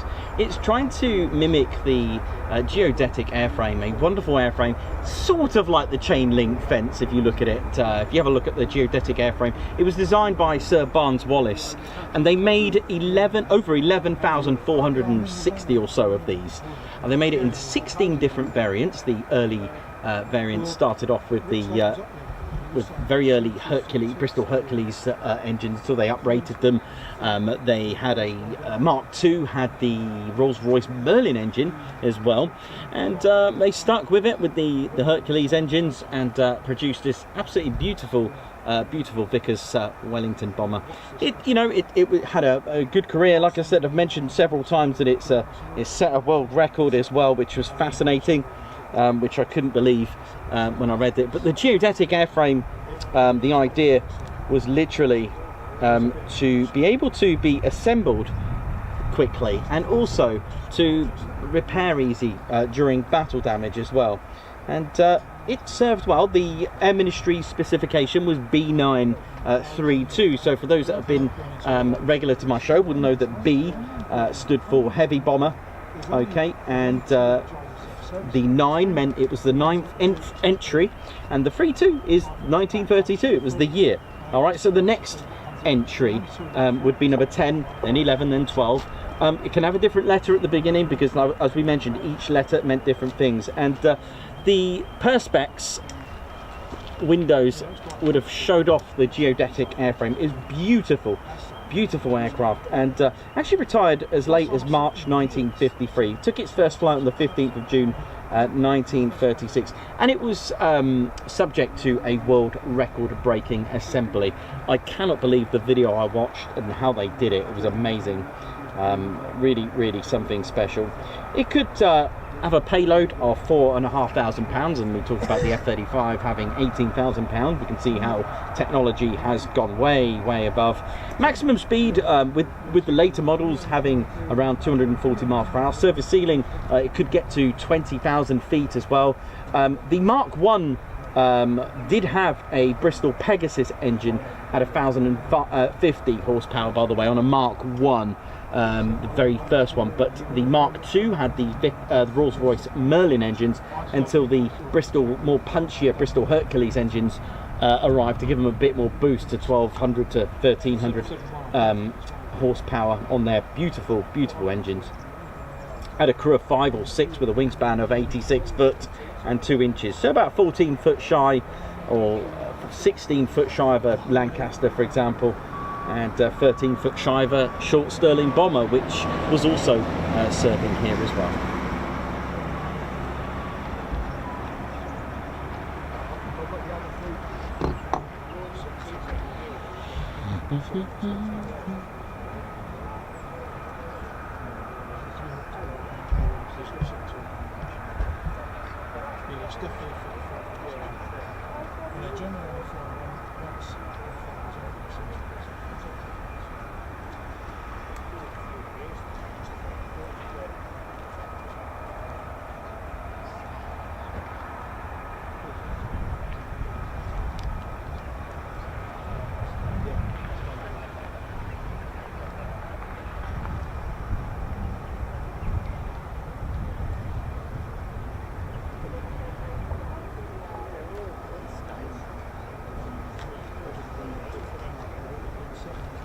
So the one at Brooklands Museum, I only touched on it very quickly. I think it was the one that ditched on New Year's Eve in 1940 at Loch Ness, and they managed to put it together. Yes, you are right. Yeah, I'm sure there's one at Cosford. I think it was Clive Bruce, I think, sent me a photo of it as well at Cosford. I think it was restoration, I think it was. I'm not, is it complete, that one? I'm not sure if it's fully complete, but the Brooklands one, that's the one that's fully complete. And I think the MF628, I think that's the one that's I mean I only touched on it very briefly in 2010, that it was I know that it was been under restoration since then. I don't know if it's completed yet. You'll have to let me know in the comments.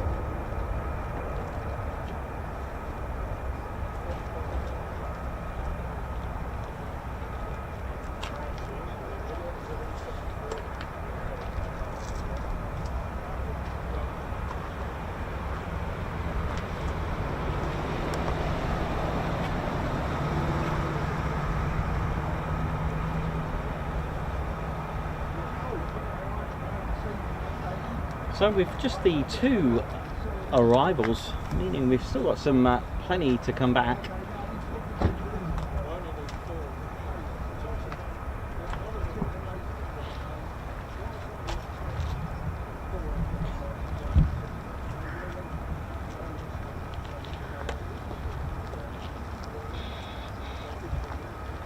So yeah, as we mentioned earlier today, ladies, gents, teddy bears, number 20 operational training unit arrived, and for those, really quickly, I'll just describe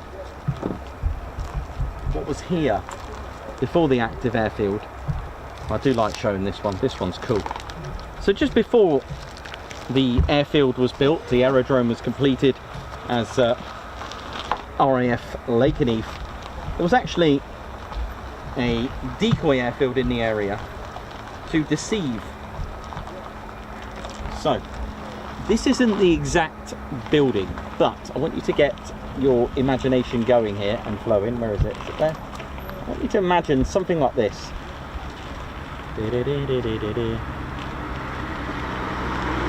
Yeah, thanks Davey for confirming that. I thought so. So I'm pretty sure the Brooklands one is the only fully restored, fully complete Vickers Wellington. That's pretty much what I was trying to establish. I mean, I know there's bits and pieces of Wellingtons. I know they're still trying to restore it.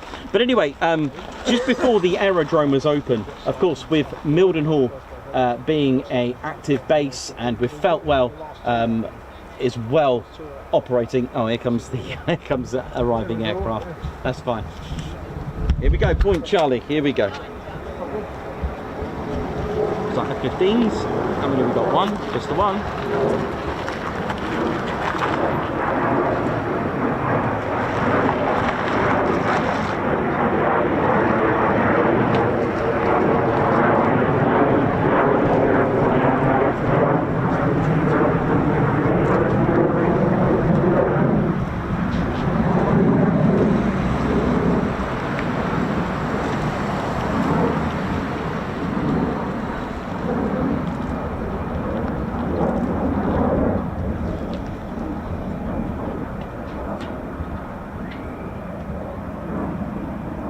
Distant fweep. Now the fweep noise, for those who don't know, that's the sound made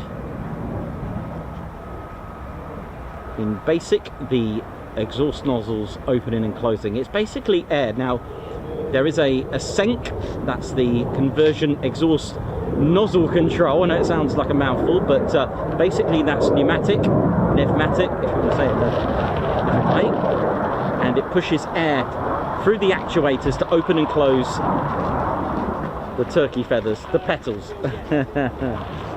And it's, I believe the speed they're going at is like supersonic. No, correction, speed of sound. And it makes a, hang on a minute. Yes, speed of sound. Yeah, there we go. It's, what's the word I'm looking for? Supersonic, yeah, that's it. And it makes a wheat noise.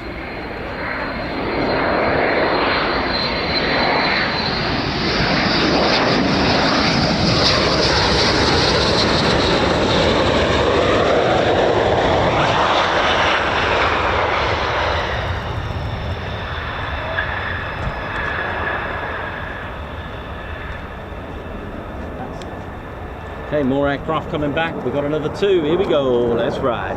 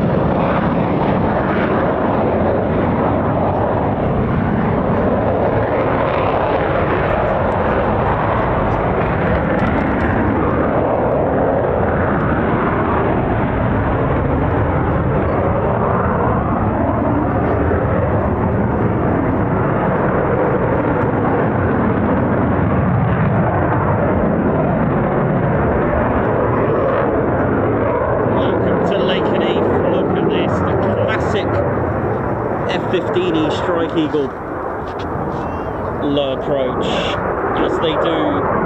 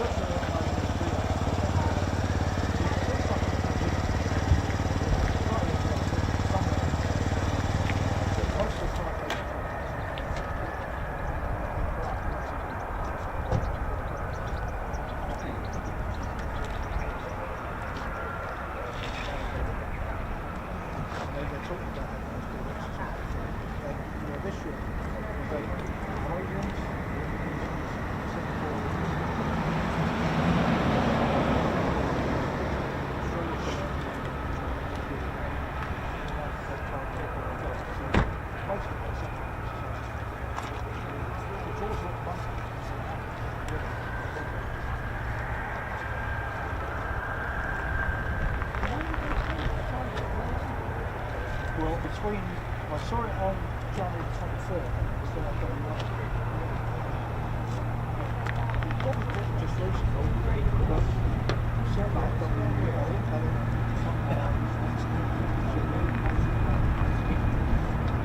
Okay, here comes trouble. Down the catwalk. Here we go. Right. 2 F-35s taxiing down the catwalk. Oh yes.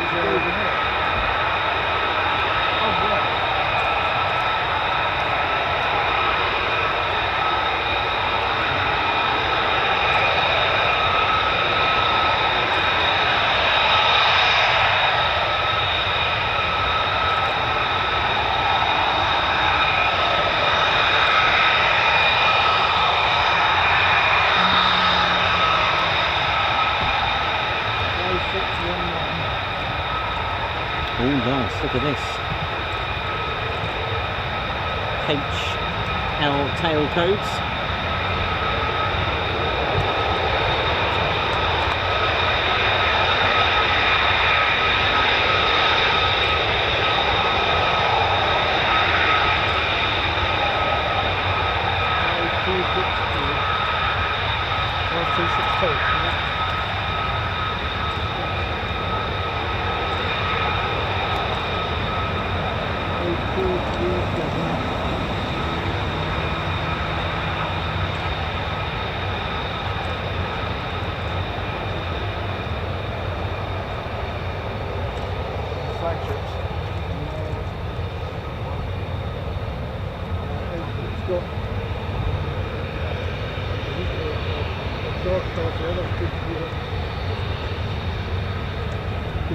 So this is, you can see on the screens there, HL tail code.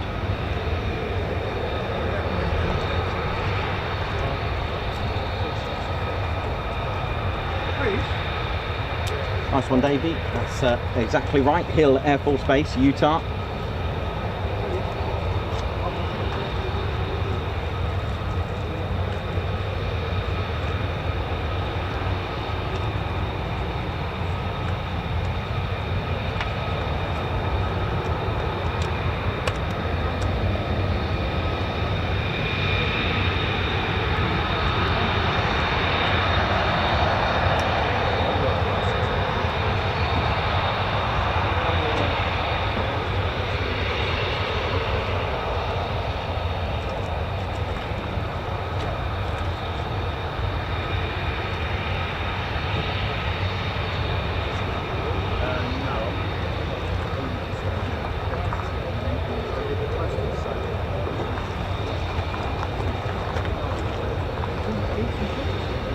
Ted. Thanks, man. Thank you. Point Charlie, here we go. We've got F-15s. 2 F-15s, Point Charlie. Best shot.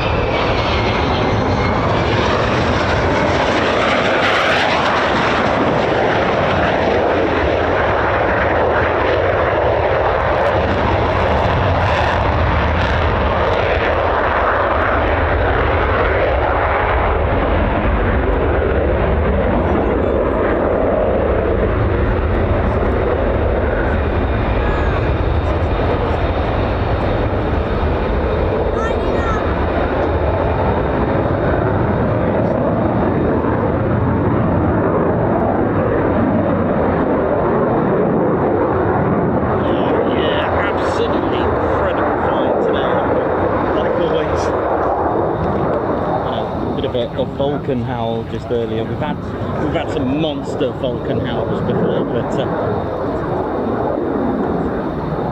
yeah.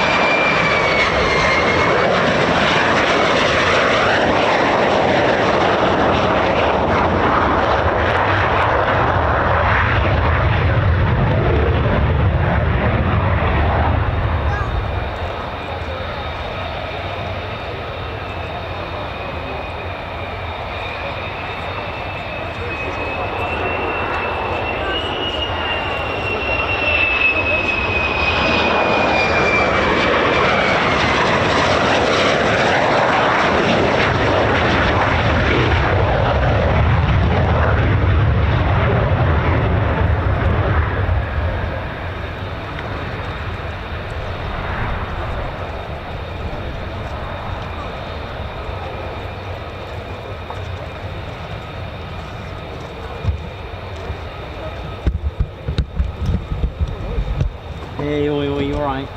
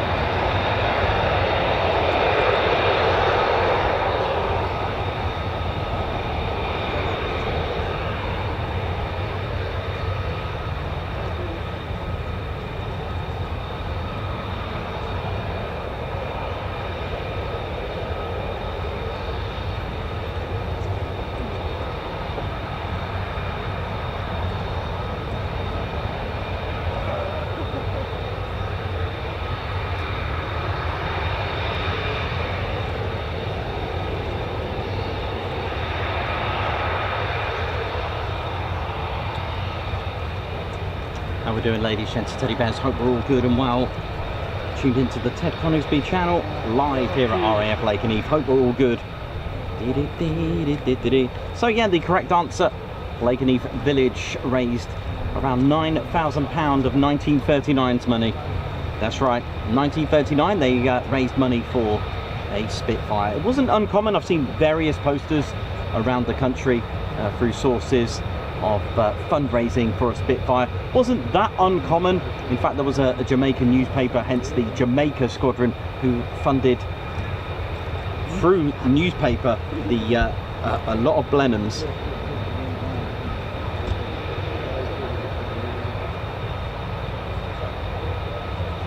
Which was 139 Squadron, who were pretty much almost wiped out of Blenheims, and it was thanks to a newspaper, Jamaican newspaper,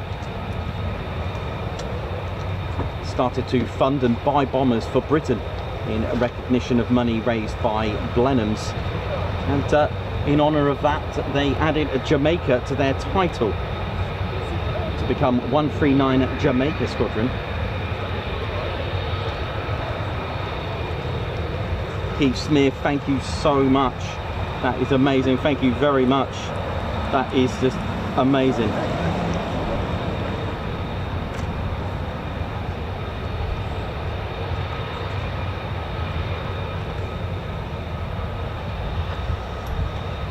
That's really cool.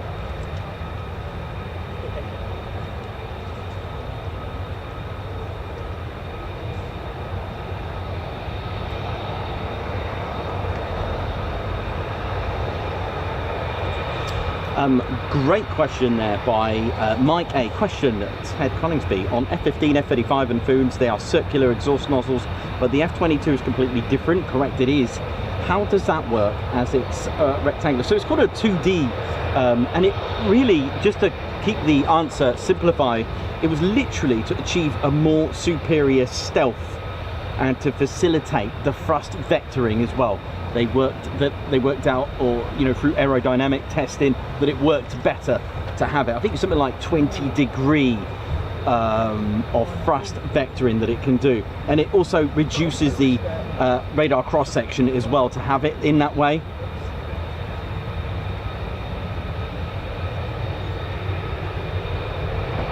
So you can really achieve like a power up and down on the thrust vectoring as well, enabling that. I think it was literally a great design concept, reducing the radar cross section and the hot gases. So basically IRST, infrared, would have trouble trying to pick that up as well.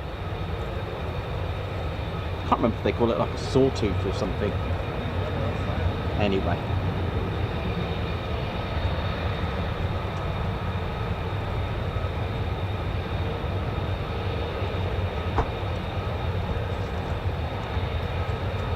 Jenny B, thrust vectoring is when literally your exhaust nozzle can move up and down, basically. So you see these F-35s, that exhaust nozzle, the engine can only power the thrust in one direction, so to speak. Whereas if you imagine an F-35B can move the thrust vectoring downwards to keep it to hover. So thrust vectoring basically means to be able to move the exhaust nozzle in a various, depending on the aircraft, but of course usually it's in the up and down, which is called thrust vectoring.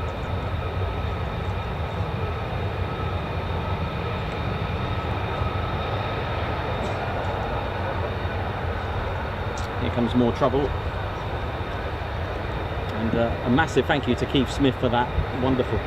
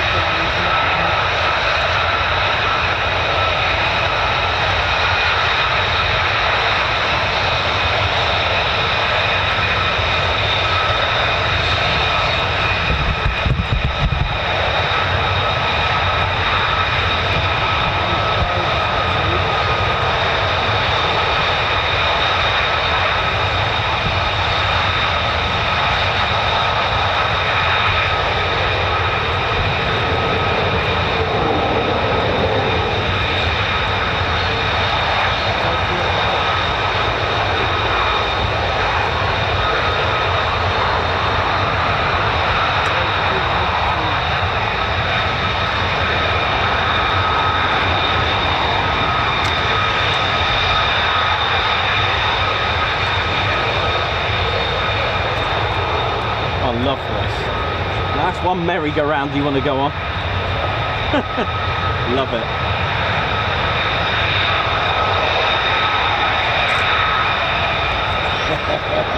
I love this.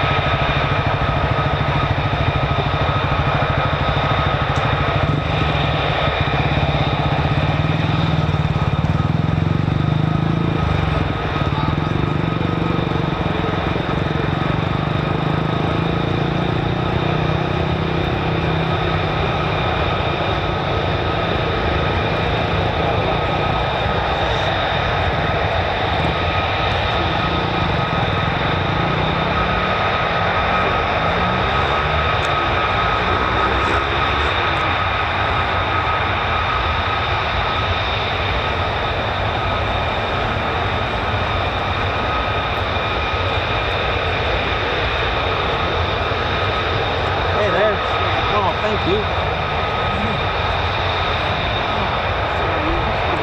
Yeah, I don't know what happened.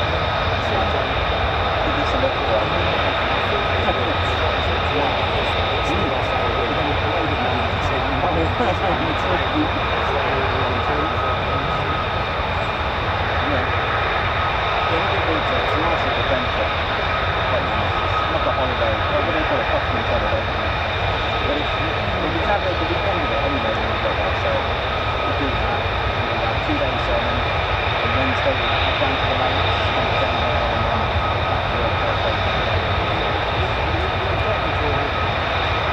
Who's coming? October?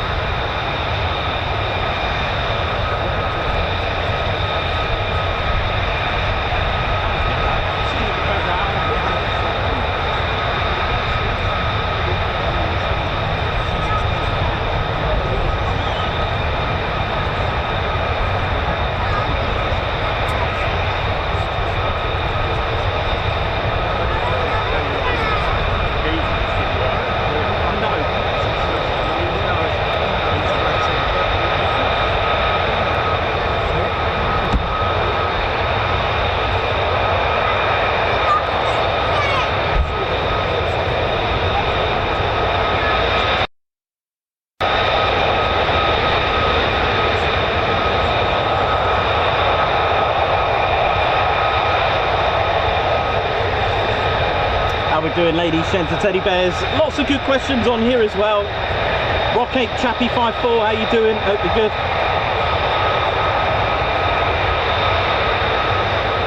Hank Verfuel, how you doing? RSVP. Christopher Carr, what up? Stuart Skeggs, can they carry external fuel tanks? Not that I know of. Very good question. The F-35 has got an exceptional range, the F-35A.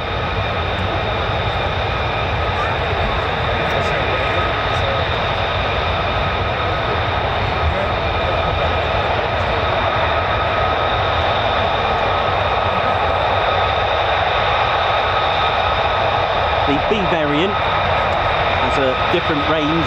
The A and the C have £18,000, a payload. But the range on the F-35A is excellent. The I didn't actually go through the whole spiel with the ABC, but the A variant can pull 9 Gs. B variant +7, and the C variant, the carrier variant, a +7.5. Now, internal fuel, £18,250 on the A, and it's got a max takeoff weight at £70,000. Now the range is 1,200 nautical miles or 2,200 kilometers. It's the same range as the F-35C, but the F-35B has a 900 nautical mile range at 1,700 nautical miles.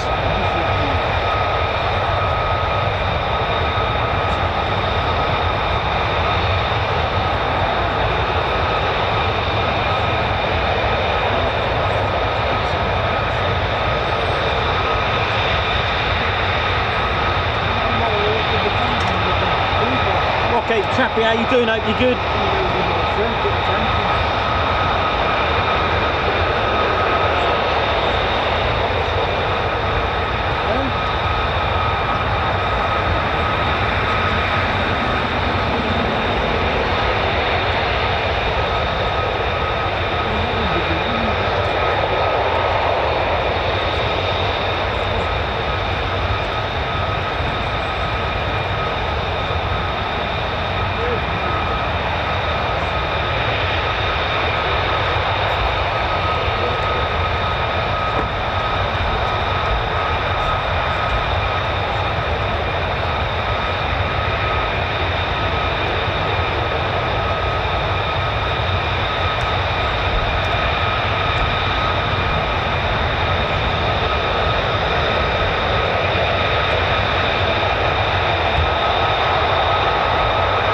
Okay, things to look out for on the F-35A, B and C.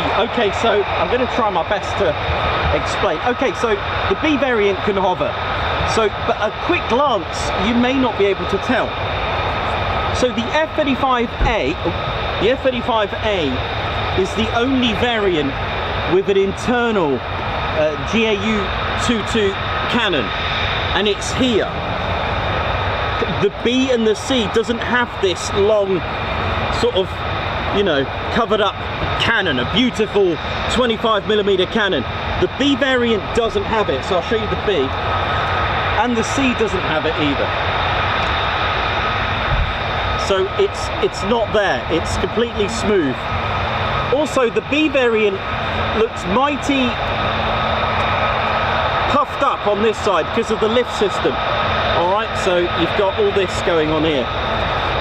They are different from here, of course. This uses drogue and probe. So on the B variant, look out for the drogue and probe, the probe envelope here. Alright, the F-35A doesn't have it. The C does. So you can see it's a lot slimmer here, look. It hasn't got the lift fan behind it. Okay, there's that. Pretty cool, huh? The F-35A is boomstick, so look out for that as well. That's another something to look out for. The F-35C is a monster. First of all, it's got two wheels at the front, a twin axle, shall we say. It's got two. And it's 4 feet, so 1.3 meters. So a total of, should we go with 2.6 meters longer. And it's even got wing flaps. These don't.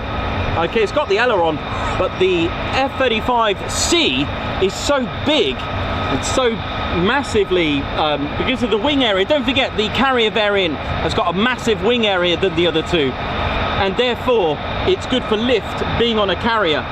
The actual whole build has been strengthened to cope with the stresses of being on a carrier. The twin axle, the suspension system and the landing gear has been strengthened. Like I said, a twin axle so it can be pulled across with the catapult.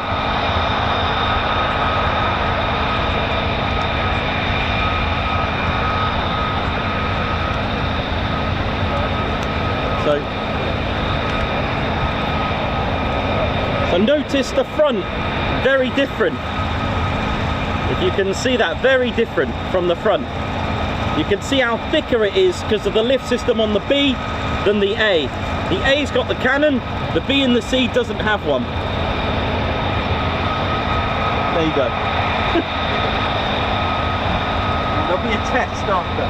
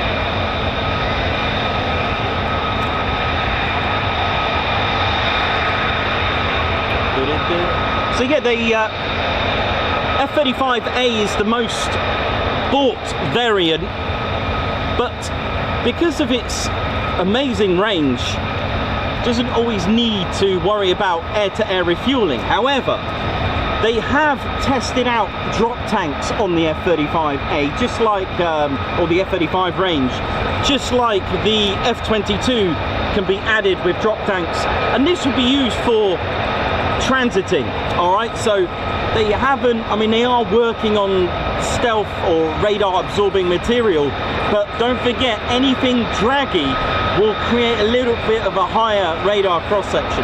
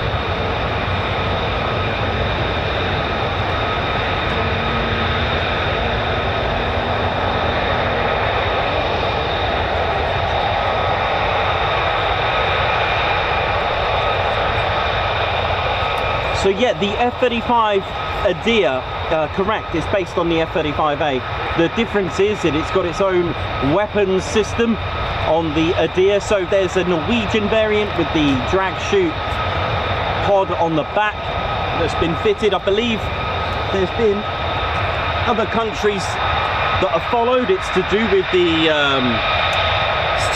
the climate that they're in. So there'll be a drag chute pod just here. Looks like a sort of modern shark fin radar that you've got on a car. Most modern cars have them now. So you can add one. You know how it is, you go to your local Lockheed Martin shop, you buy an F-35 and then just start, you know, modifying it.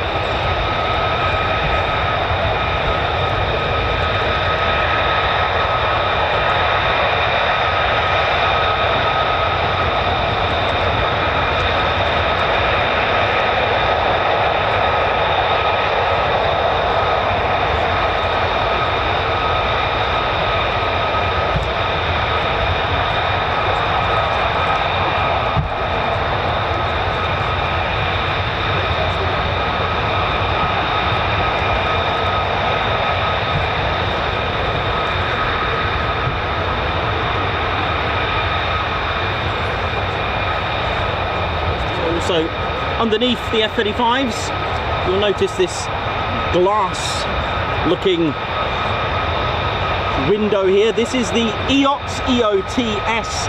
This is the electro-optical targeting system. This will do your air-to-air and air-to-ground targeting. It's made of sapphire. Now the Moss's scale of hardness is a 9, diamond being 10. They use sapphire due to its clarity. So if you bought your loved one sapphire, you could sort of say, bit of an F-35. Lovely. Look at that. And then, of course, as I mentioned earlier, the DAS system, the distributed aperture system. They're like little cameras. There's about 6 of them. There are 6 DAS cameras. They look like mirrors. There's one there, one on this side here. You can't see it very well on this model. There's a couple here. I believe there's one near at the back, somewhere along here. I've never been fortunate enough to look at the top of one.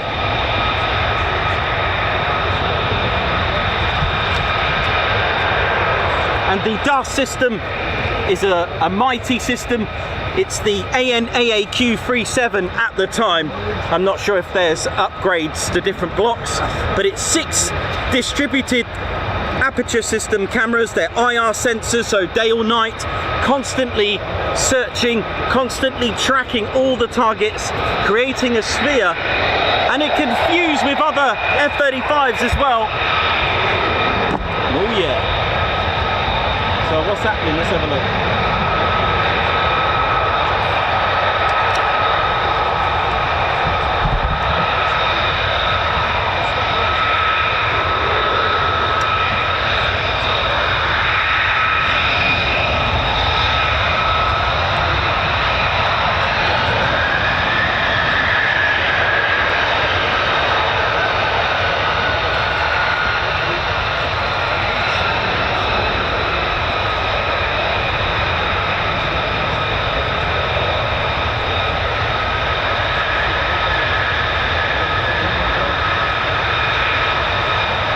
Where's this going?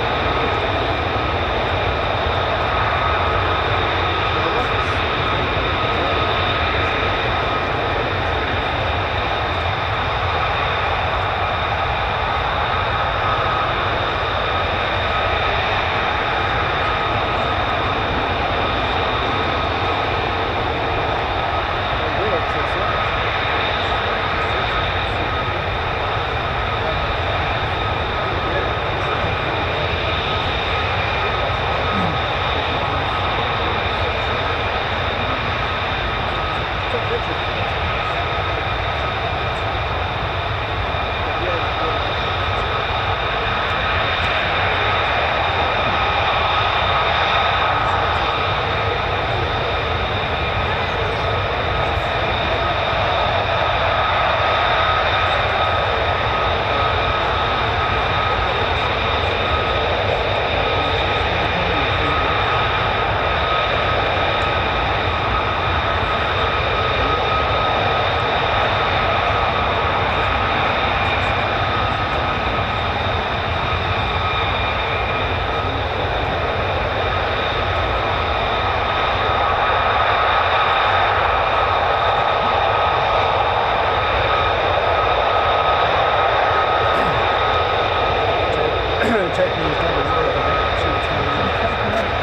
think so.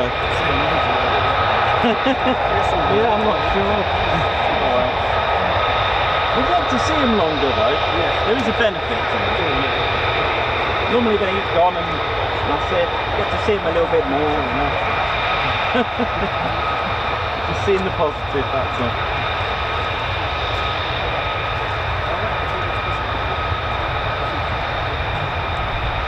We've got a little cheeky C-17 over there as well.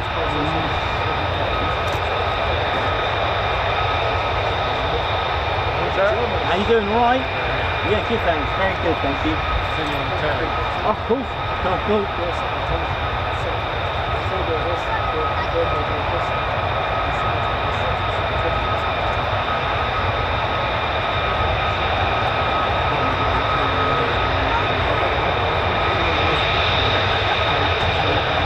You too, thank you.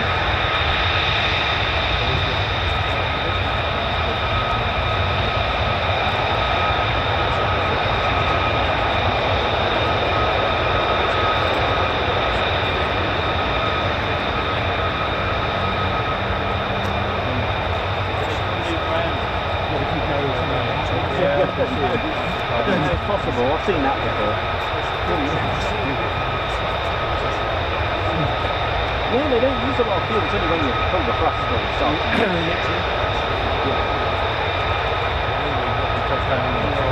Oh, cool. Okay, yeah, why not?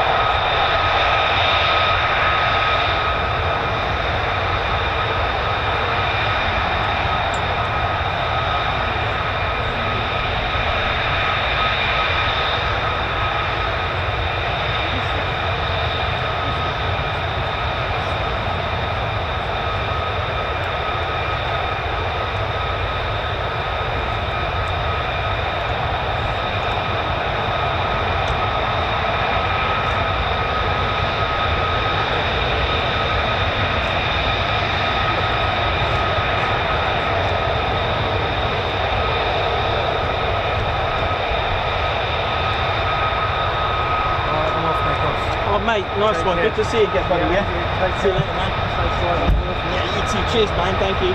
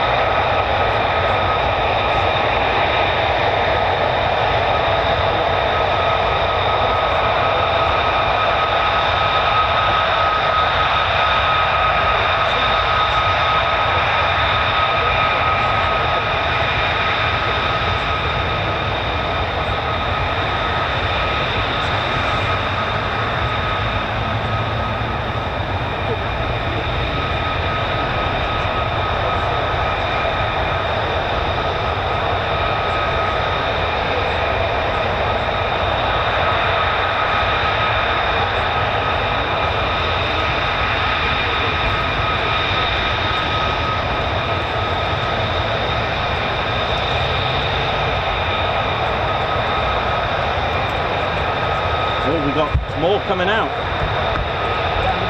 Yeah, catwalk. It's got the other one.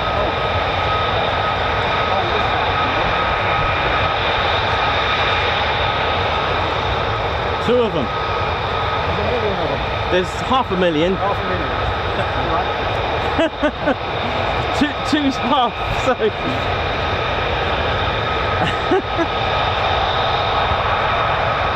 $750,000 now. Hang on.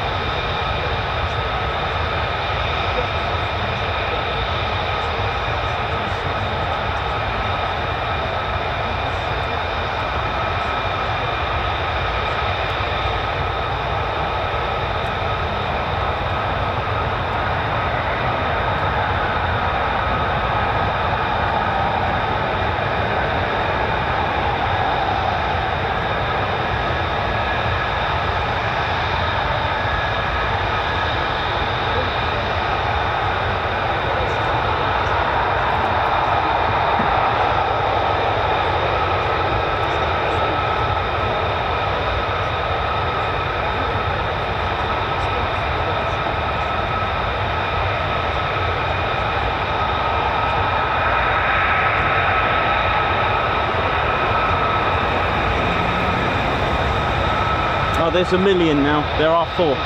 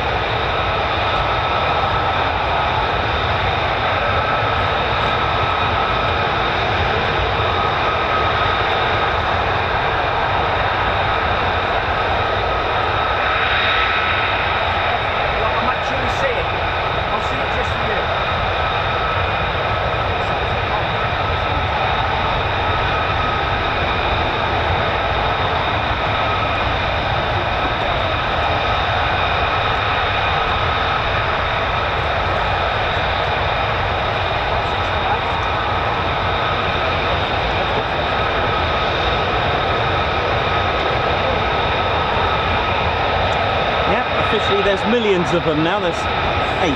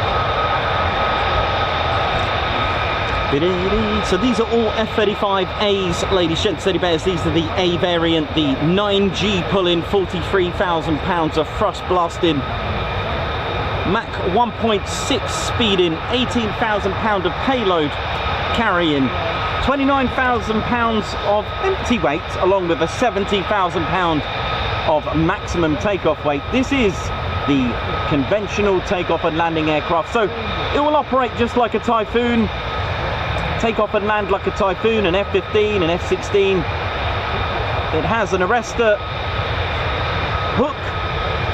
It is refueled with boomstick, and it's got a good range on it, good combat range as well.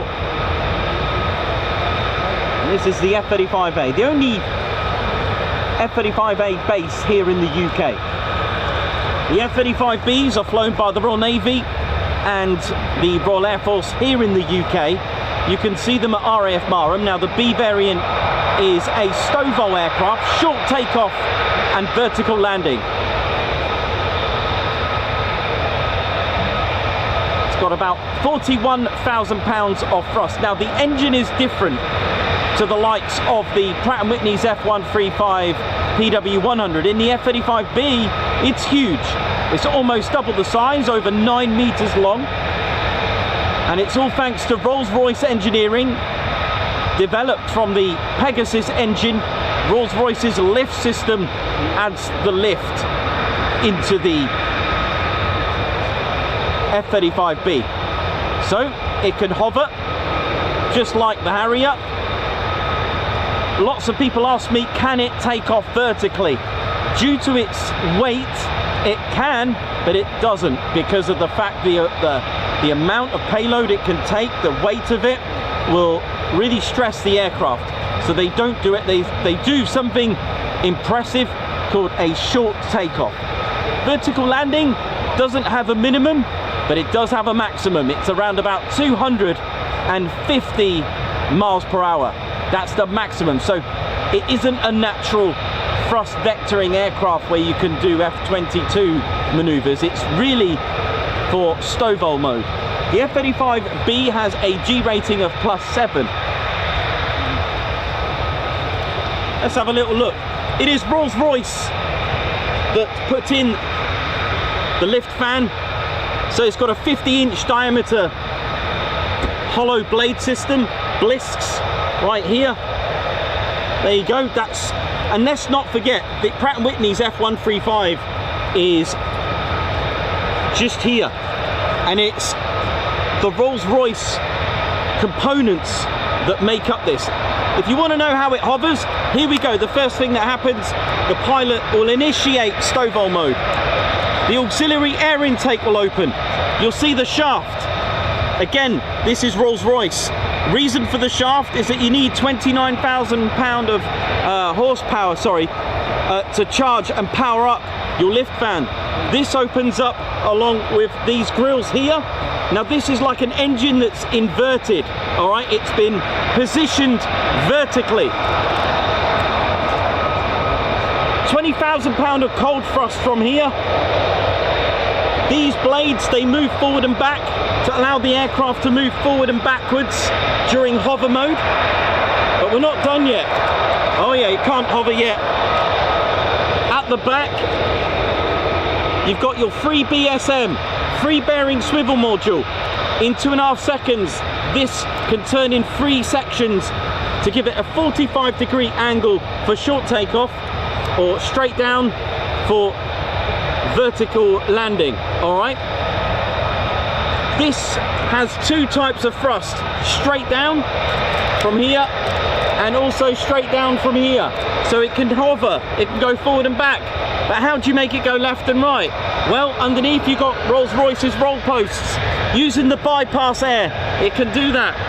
Blue tack, so it can land on your dashboard as well, but that's optional. Right, where are we going? What's happening? Oh, I love the timing. They finished. They let me finish my spiel. Love it. Oh.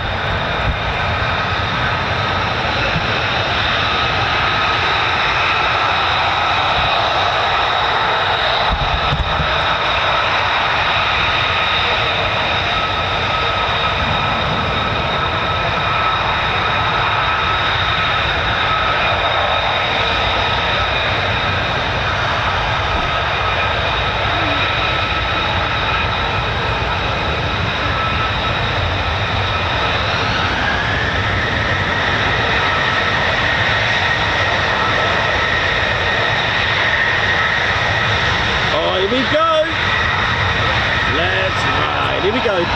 43,000 pounds of thrust. Here we go. Rack 'em.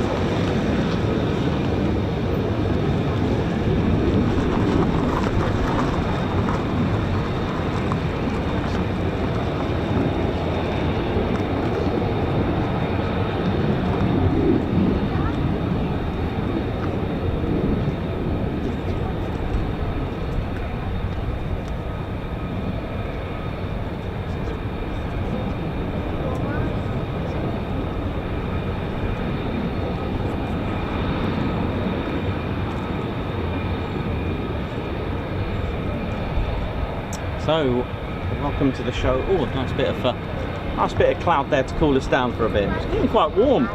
Oh, here we go. We got more. What's this? It isn't, is it? Looks like we got more. In the words of Jimmy Cricket, there's more.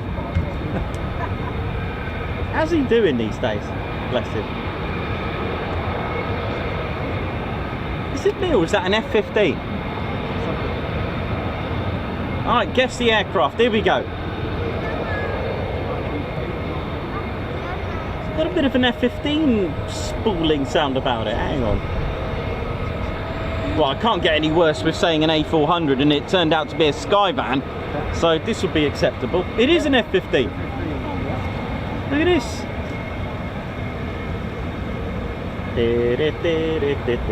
Oh, there you go. F-15 down the catwalk. Strutting it. That's how you do it. First with me. Oh yeah.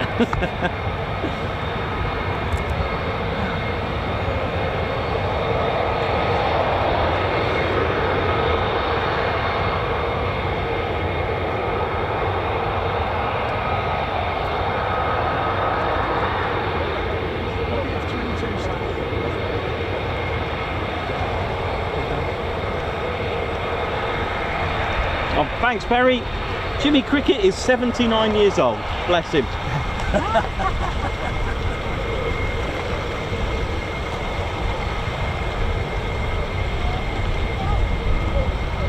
Alex Blackcat, how you doing? Noxy, welcome. Captain A, how you all doing? Hope you're all good. That's a nice little breeze to cool us down. Oh, it's Ted's jet. It's 134. I haven't seen this in a long time, so Ted has actually flown in this a couple of years ago. That very aircraft, tail 134, it's back. Whee. It was February 2023, I believe. You can check out the rest of Ted's flights. I haven't seen that in a long time, 134. Ted went supersonic and took part in aerial combat.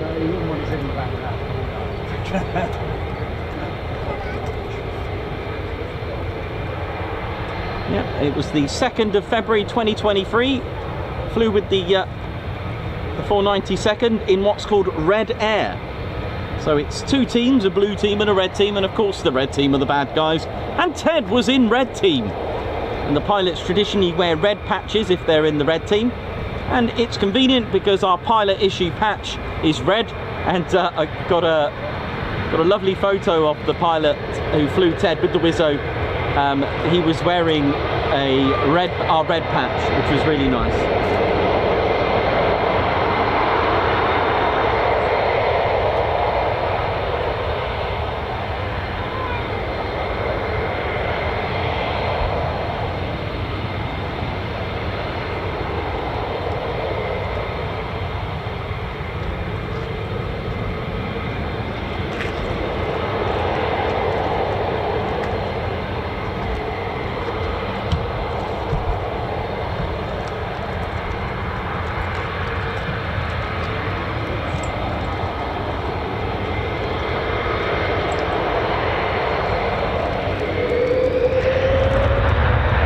Sounding good already. Hasn't even gone anywhere.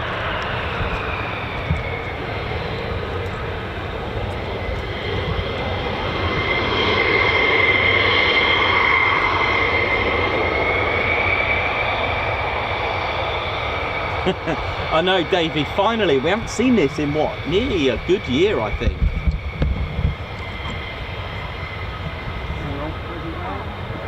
Oh no, where are you going? It just wanted to say it's here, that's all. Say hello to Ted. Yeah, it just wanted to just let us know that it's still here. Well, that's nice. It was nice to see it. At least we know it's here now. It's been gone for a while. I think it went back to the States to have a bit of TLC. I don't know. Just a guess. I don't know. Unless I've just been literally unfortunate not to see it.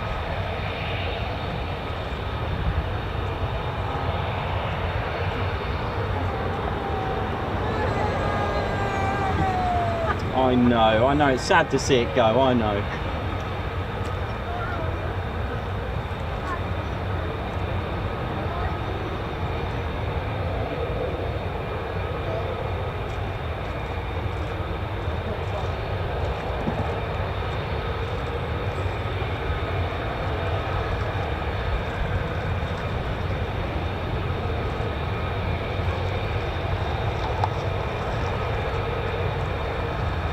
As I briefly mentioned about the 2 engines on the A and the B variants, so the Pratt & Whitney F-135 PW100 in these.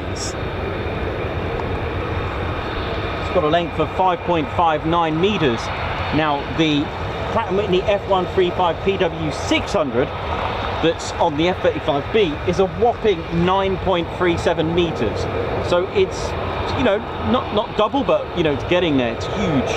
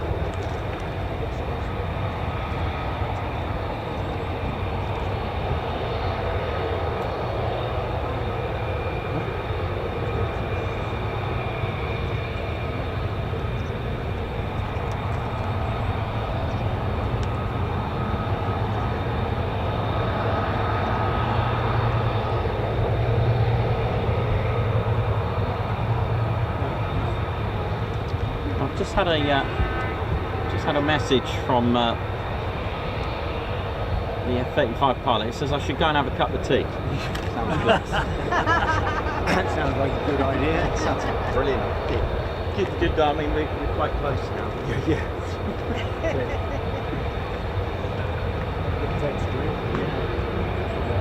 No, we know. This is very great.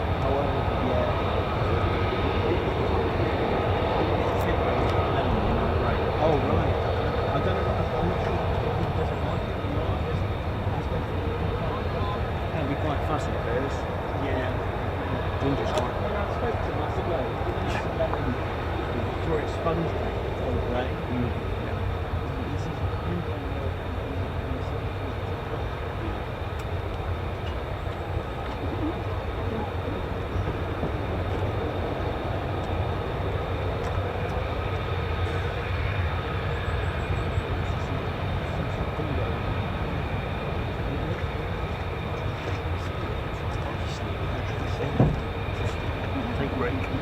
Oh, I love your earrings. Thanks.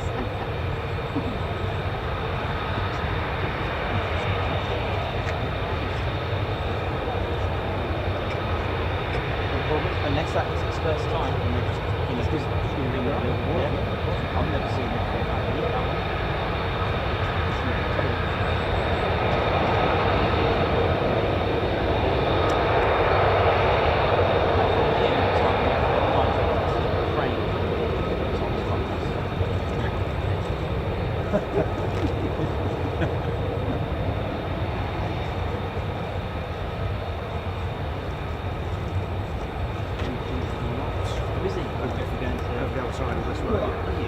So I can watch planes from over there.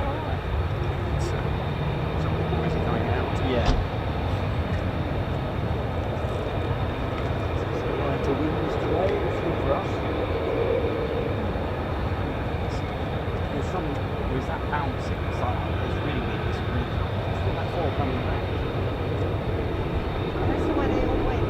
Four went down.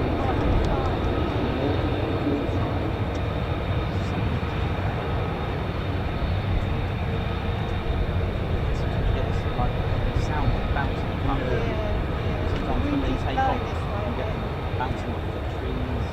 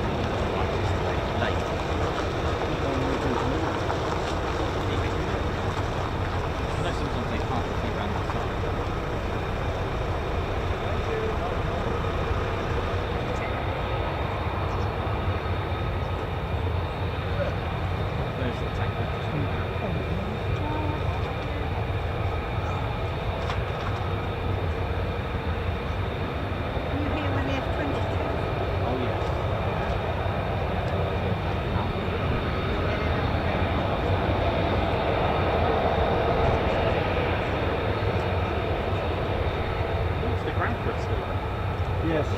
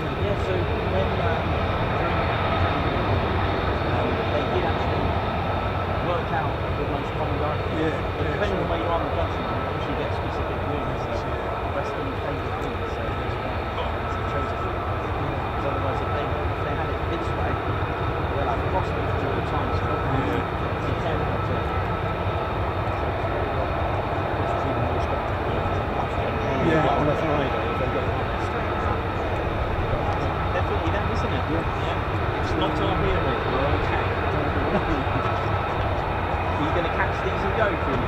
Sadly, yeah.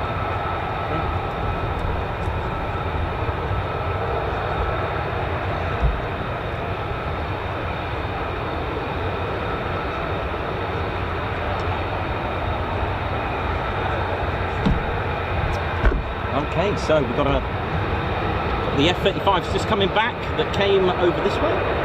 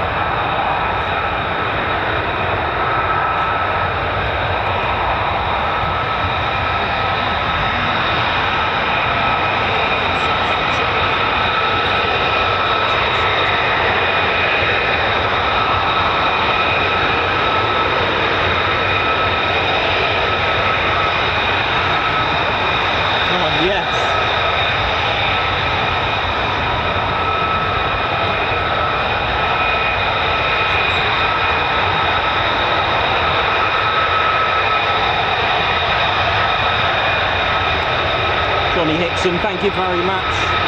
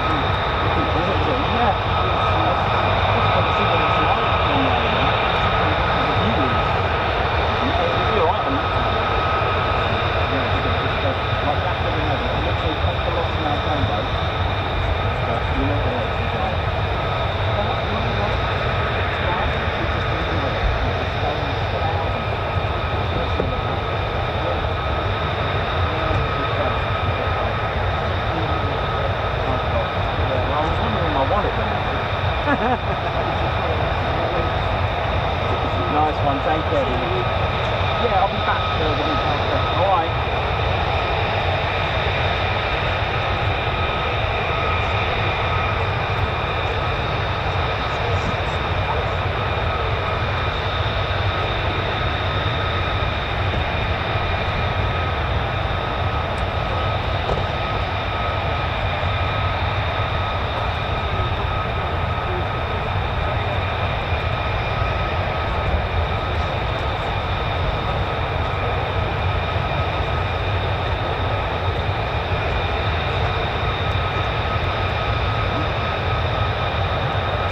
Well, I hope you're all enjoying it. And carrying on since Eastbourne, your questions have been absolutely amazing. Thank you. Thank you so much for your amazing questions. Always, you know, if you've got a question to ask about any of the aircraft, whether it's history or not, whether it's avionics, if I can't answer it, someone will on the chats, very experienced. There's some ex-forces on our channel as well, all serve in different roles as well, so nice one.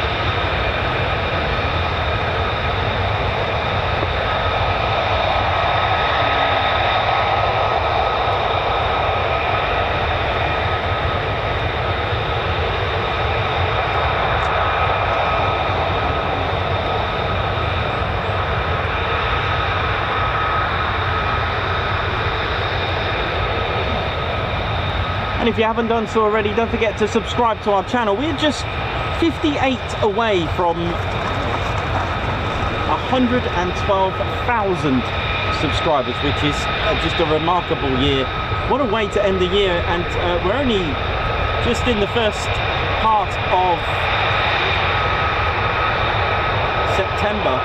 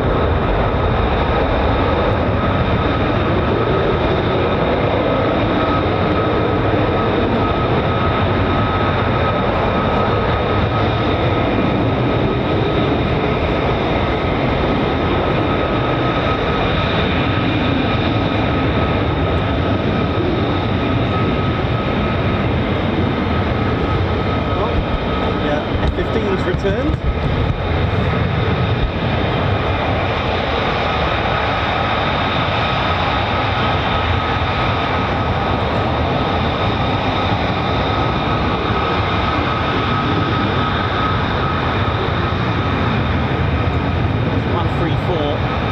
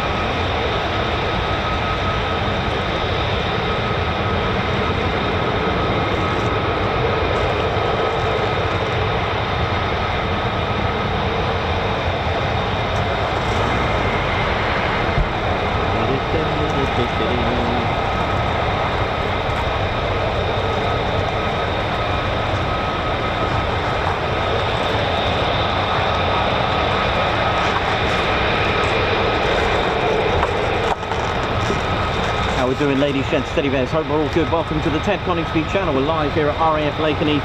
It's coming up to 12:30 local. And, I hope you've enjoyed the show so far.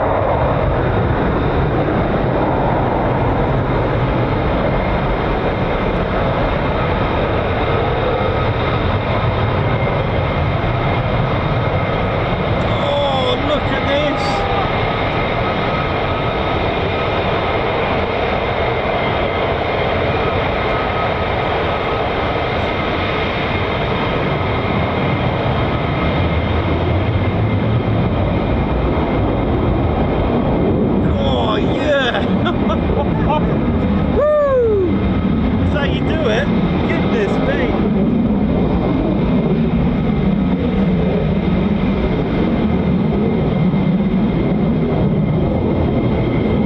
Oh, that was rapid.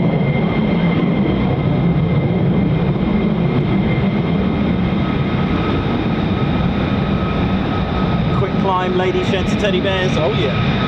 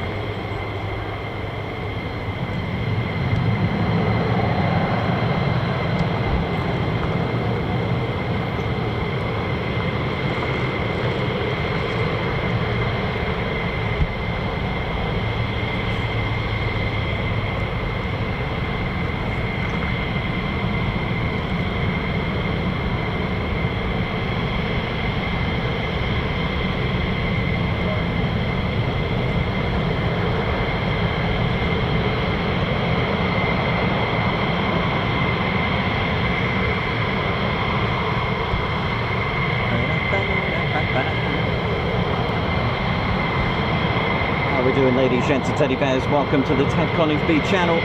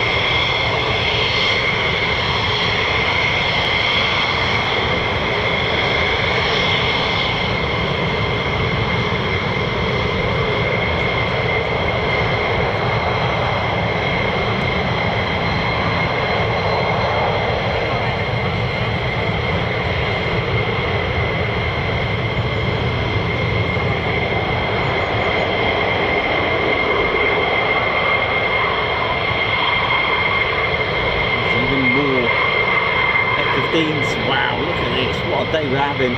It makes up for the 3 days of not being able to give you a show due to the weather, but here we are on this fine day.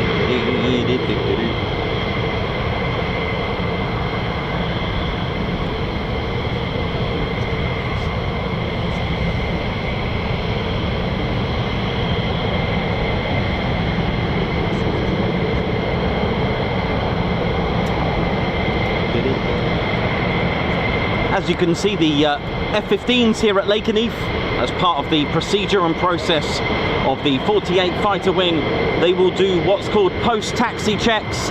They'll taxi down the catwalk, for example, and the fighter generation squadrons with their crew chief and their ground crew will do all the post-taxi checks. They'll check the elevators, the nozzles, check for any leaks, any oil leaks, any issues and security issues with the with the canopy, any loose ordnance, drop tanks, anything like that. They'll give it a once over. But they could also go to another EOR where they're waiting patiently. They could be waiting for other aircraft in their flight. There could be a flight of 4 and they're just waiting for another aircraft to join them. They could be waiting for other aircraft in the airspace to join them for aerial combat. They could be waiting for a tanker. They could have cancelled a particular training mission to do. Maybe it was air-to-air refueling, the tanker wasn't available, so they have to submit another flight plan. They can't just fly anywhere they want in UK airspace. It's the rules, and they would need to submit a flight plan for the day and resubmit one if they have to. There could be troubleshooting. There are a number of reasons. For those concerned, they use an insignificant amount of fuel when idling like this or even taxiing. It's only when you use the thrust do you start using fuel, or at least significant amount of fuel.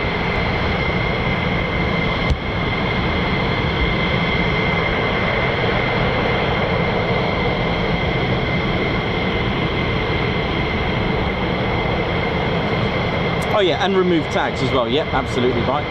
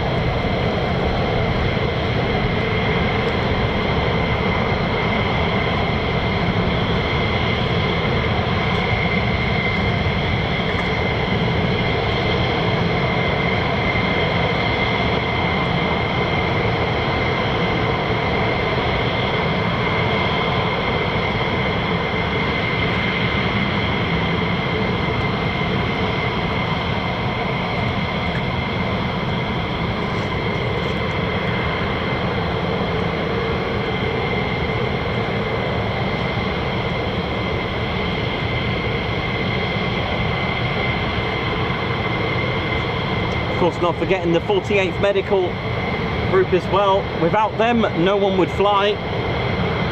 The 48th Medical play a major part for the Tri-Base, Feltwell and Mildenhall, and of course Lakenheath as well. The 48th Medical Support Squadron, the Surgical Operations Squadron, 48th Mission Support Group as well.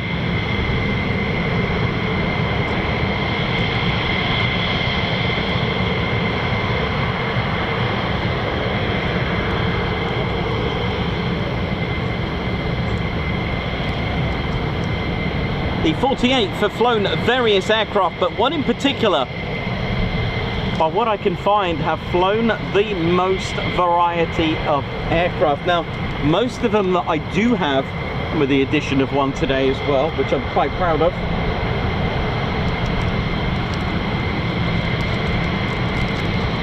Flying aircraft such as the A-24, the A-31, B-18 Bolo. In fact, I might have a list to show you if I got it.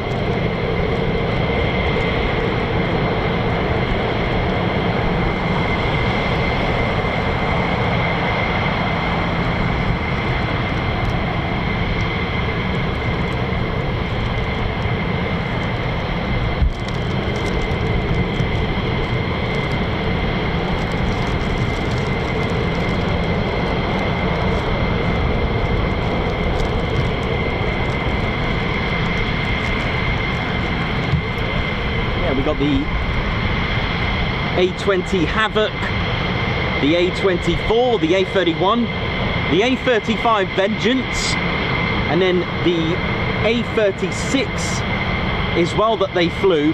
The 495th did fly the B-18 Bolo. I don't think the others flew that. And then after the A-36, around 1943, they were flying the P-40. I might even show you all the aircraft. So they were flying this during their time, the P-40 Warhawk. Just quickly show you that. The aircraft through the years of the 48th. So they were flying the P-40. Pretty impressive little aircraft, the Curtiss P-40 Warhawk, and that was with the 48th Fighter Bomb Group, and it was powered by an Allison V1710 V12 liquid-cooled piston engine at a 1240 horsepower. That was the E variant, the P-40E. I can hear more F-35s coming, and had a max speed of around 361 miles per hour with a service ceiling of over 29,000 feet. It had 6 guns and it could take 250 to 1,000 pound bombs in a total of 2,000 pound on the hard points under the wing there.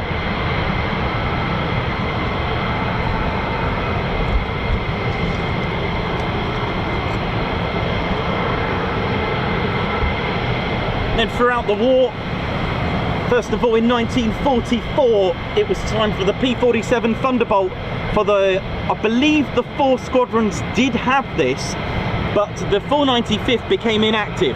So the 3 squadrons, 492nd, the 493rd and the 494th, took this to the Normandy campaign, earning themselves a variety of DUCs, that's Distinguished Unit Citations.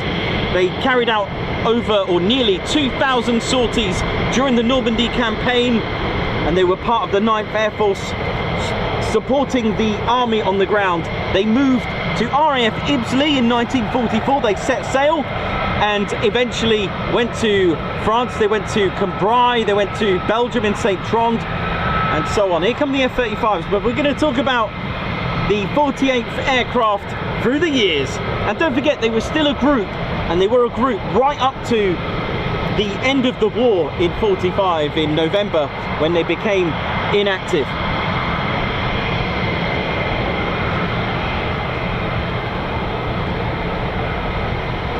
Then when they were reactivated in 1952 at Chaumont, it was time for this, the F-84 Thunderjet. Look at this beauty.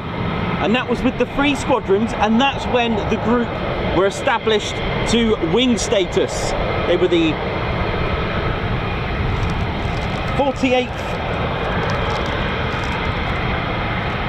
Bomb Wing as they started out, and they did change. So they went from the F-84 Thunderjet, which is an absolute beauty. In fact, it was the 492nd that established and founded the very beginning of the Sky Blazers aerobatics team, which was absolutely incredible. So the F-84 Thunderjet, an absolute beauty in my eyes, a really lovely jet, entered service, introduced in 1947. I mean, how technology was improving. The F-84G Thunderjet, powered by an Allison J35 A29 turbojet with 5,600 pounds of thrust. That's pretty similar thrust to the Red Arrow's Hawk that they have. Max speed of 622 miles per hour. Service ceiling at just over 40,000 feet. He had 6 guns. It could take rockets, 4,000 pound of bombs, and including the Mark 1-7 nuke as well with that. See ya!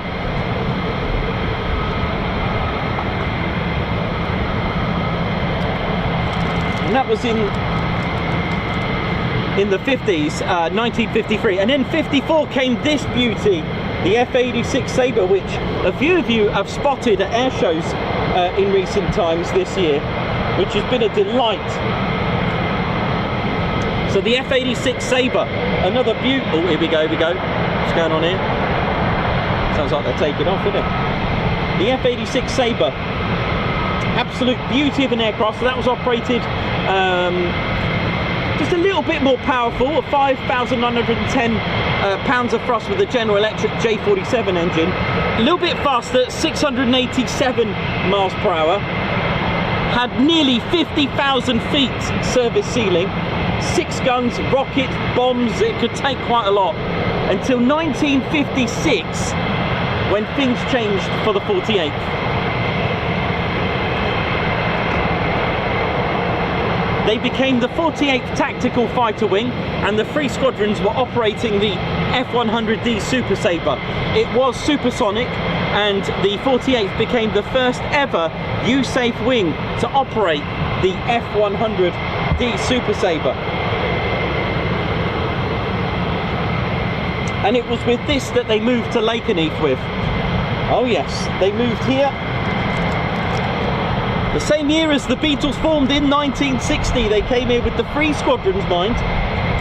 And this beautiful F-100 Super Sabre, an absolute beauty. It was powered by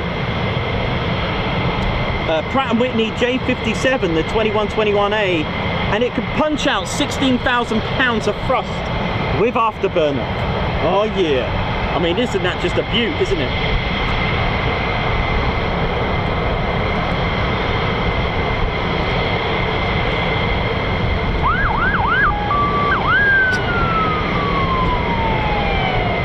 Then in 1972 to 75, it was time for something different, the F-4 Phantom that they flew. Look at this. Beautiful.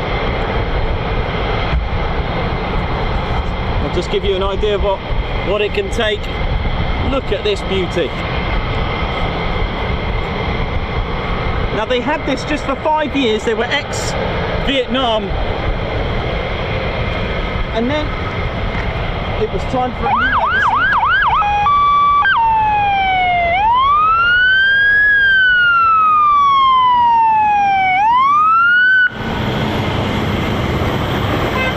Oi, oi. So in 1977,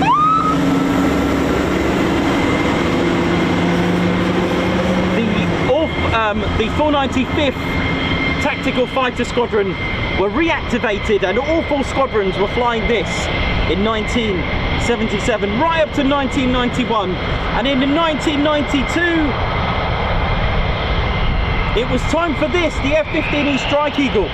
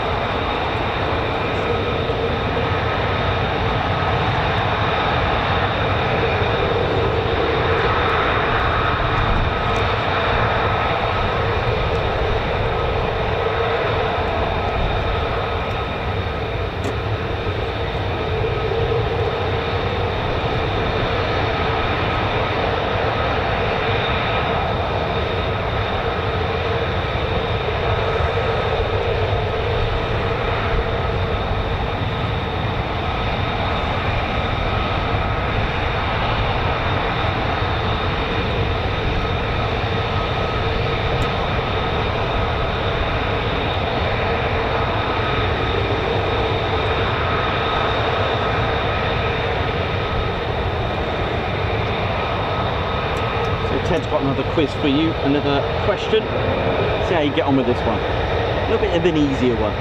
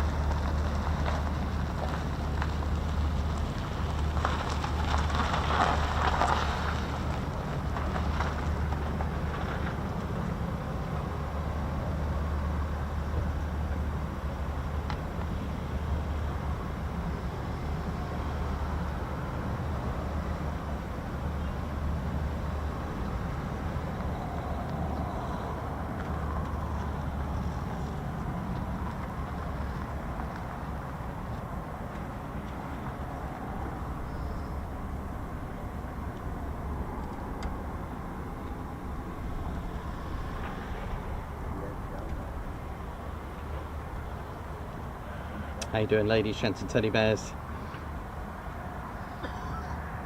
Yeah, that was a guess. I think it's about 6 hours. It's just a guess. I don't know the. I suppose it can depend on a lot of factors. You know, it could depend on. You know. Don't know really. There must be a lot of factors, but I think it's been around. How you doing? My name's Nikos, cameraman and commentator. It's around 6 hours from a previous. You know. Arrivals, shall we say, that we've had. It's about that. Yeah, I'm just trying to think, but sure, there'll be other factors as well. Are the aircraft, you know, air-to-air refueling, correctly, or if they got a lot more, you know, if they're heavier aircraft. But I think just as a generic, F-35s, F-22s, F-15s, I think it's about 6 hours. Just doing a bit of guesswork there. I mean, it takes what? It's a 9-hour flight, roughly. Depends where you're going in the States from the UK. But if you're in a fighter, a little bit quicker. So it's my guess is about 6 hours. But that is a guess. So if anyone's got if anyone can confirm that, that would be awesome.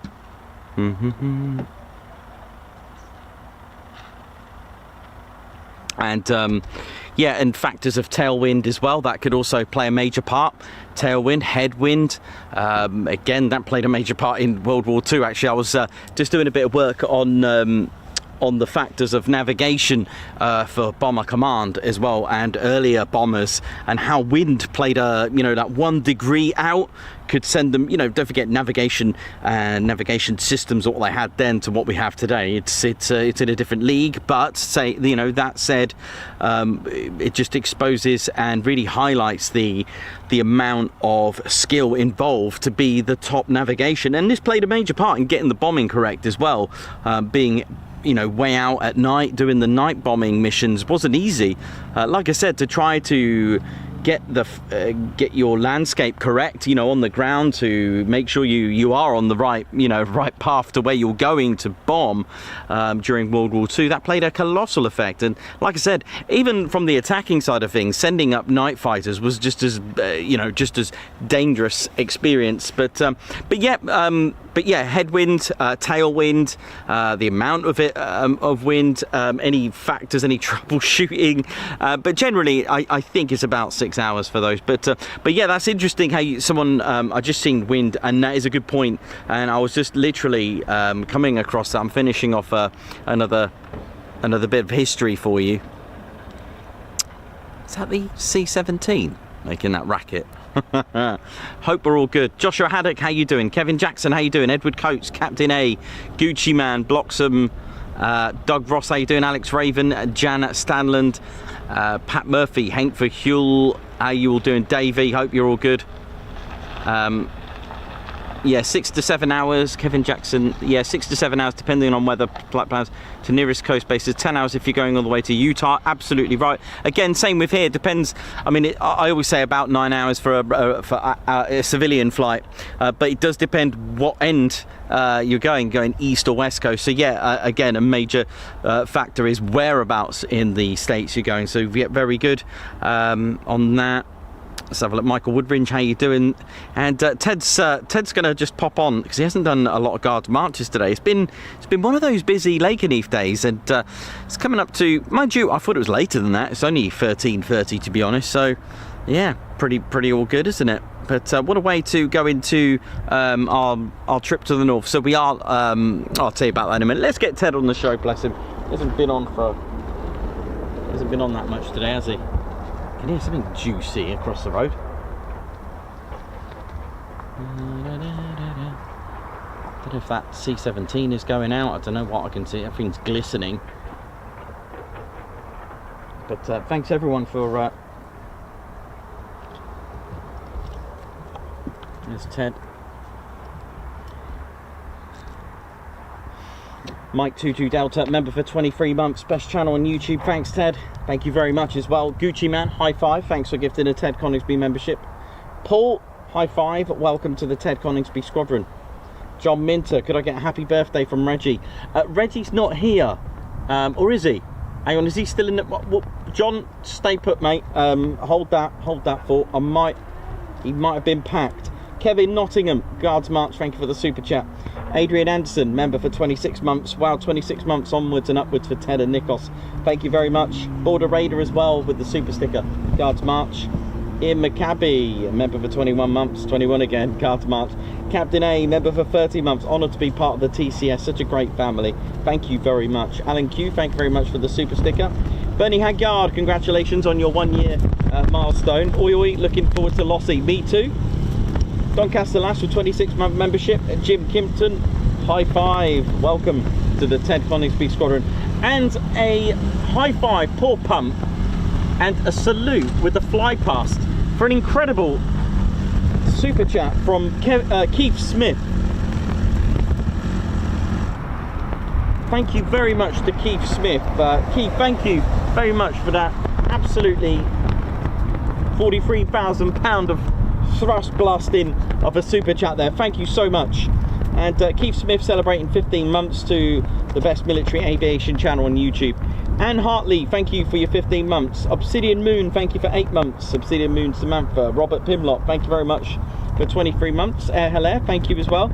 Ali Leyland just received a photo of my grandson Leighton, who is watching this. He loves Ted and Red Ted and loves the planes. Nice one. Thank you very much, Ali. And I think yes, I've seen your name on the list. I'll see you at the party.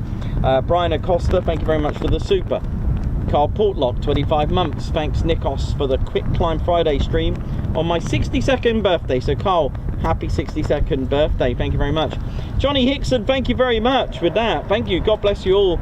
Today is International Day of Charity, donating or spreading awareness. Every action counts. Let's come together for support the RAF community and create a lasting impact. Thank you very much. Great words. Paul, thank you very much for 2 months. Alan Q, thank you very much for 26 months. They're busy for a Friday. Well, welcome to Classic Lakenheath, because I remember Friday's been busy and always a, just a regular day. Paul, thanks Nikos and everyone for the knowledge. What an excellent channel. Thank you very much, Paul, for the super. EP65, high five, Paul Pump. Thanks for gifting 5 Ted Coningsby memberships. Border Raider, thank you very much as well for the super chat. Margot Baxter, thank you very much for the super sticker. Richard G, following the lead of Johnny Hickson, choose your charity and support it as possible. Also, please show compassion to your neighbour, as you never know what they may be going through. Absolutely right. You don't know what's going through. Don't know what's going on in people's lives. Great comment. We Stevie Boy, high five. Guards March, thank you very much for gifting a Ted Coningsby membership. Plain Spotter Tone, thank you very much for the super sticker, man. Thanks a lot, Anthony. And Kevy H, 10 months membership. Nice one, Kevy H. Oi oi. Oi oi, Nikos the Spanner Crew, 10 months now. Nice one. And Border Raider with a super chat. Best aviation channel on YouTube. Thank you very much. And Joshua Haddock with 14 months membership. Happy 14 months to me. Keep up the great work, Nikos and Ted. And you, man. And regards to Frankie. Hope you're all doing well. Let me see. Is Reggie still in? Because we have cleared out the van and we are ready for Lossie. Let's go and have a look. Is Reggie there, mate? Reggie, you there, man? Give me 1 sec. Let me see if Reggie's about.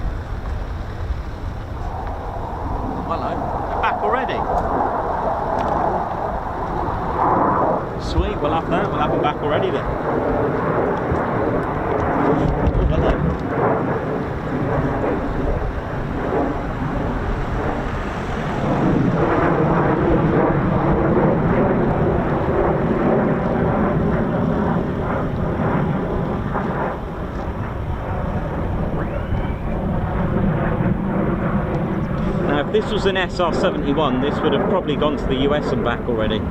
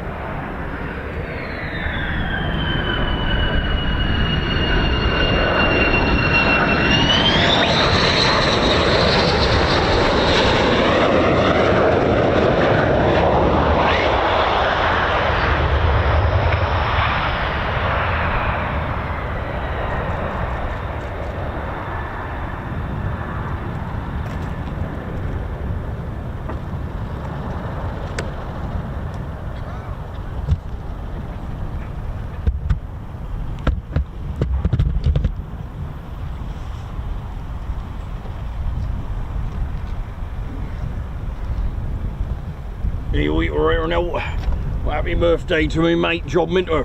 Happy birthday there now for Sunday there now. Hope you're right there now.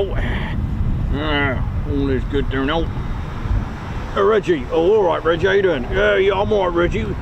Reggie, you didn't eat the leftover KFC in the fridge, did you? Oh no, Reggie, I ate them on the couch. Oh, okay there now. Yeah, I don't think he got the. Well, I think he ate them, but oh dear, what does he think he did? They're not eating in the fridge there, no. Oh dear. Right, better get going there now. My name's Reggie, part of the RAF regiment, doing me perimeter checks there now. Hey, already, how you doing right now? I'm alright. Are you going to Lossie? Yeah, I might do. I might need to go and keep the, you know, do the old perimeter checks and that there now. Oh, you've been working out there. Oh no, it's all those cutting trees where I used to work for the Forestry Commission there now. I used to live in the woods there now. So did I there now. Yeah, that's where we make the houses there now. Just get a bit of tree, plant another one. You got to make sure you plant another one. Oh right, okay there now. Oh, yep, that's it. I've planted over 36,328 log. All right, well that's all right, isn't it? Yep. That's quite a lot there now, Reggie. I know it is Reggie, isn't it there now? Yep, that's all good there now. Right, let's go. Right, ladies, gents, teddy bears. Hope we're all good and well. Could be us. Time for us to go as well.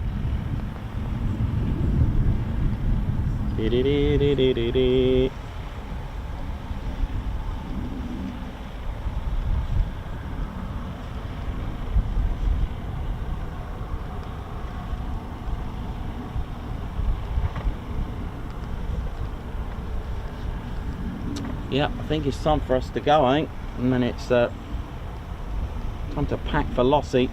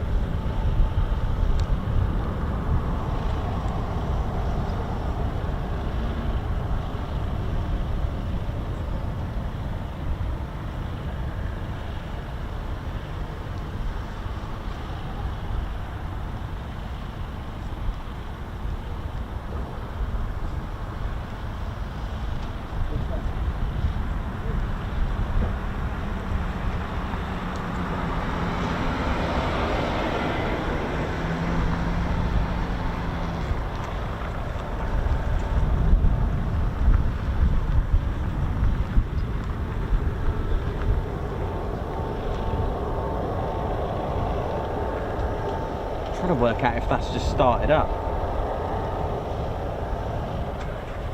Hang on a minute, is that the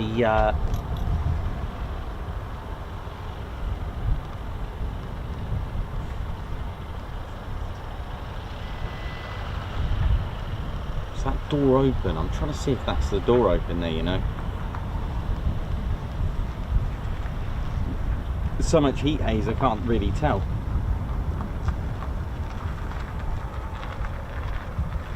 Certainly sounds like it though, doesn't it?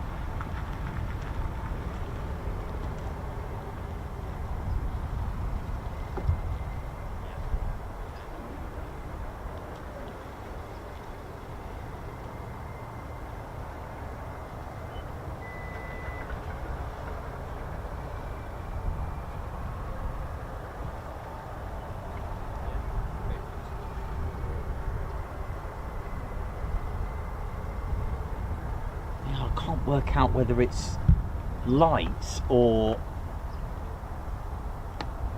it's just gleaming happily.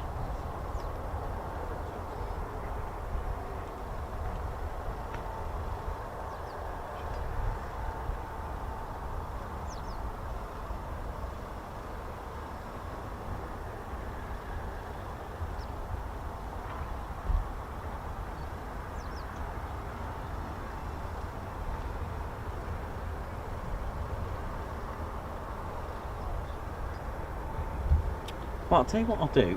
Give it 5 minutes. I'm just going to put my radio on discreetly, just have a little listen. I can definitely hear something running, and it ain't no F-15. You know what I mean? So.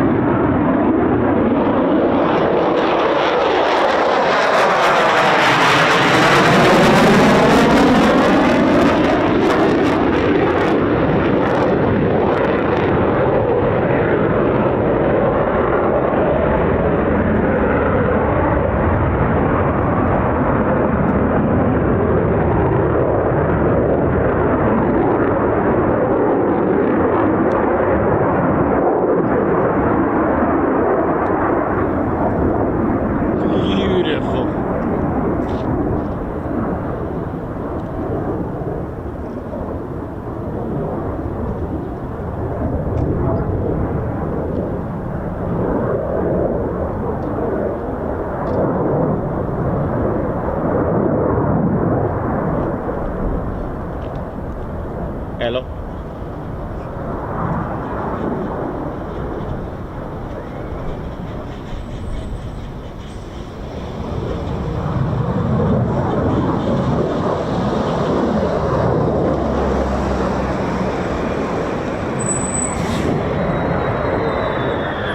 Oh, skim the lorry.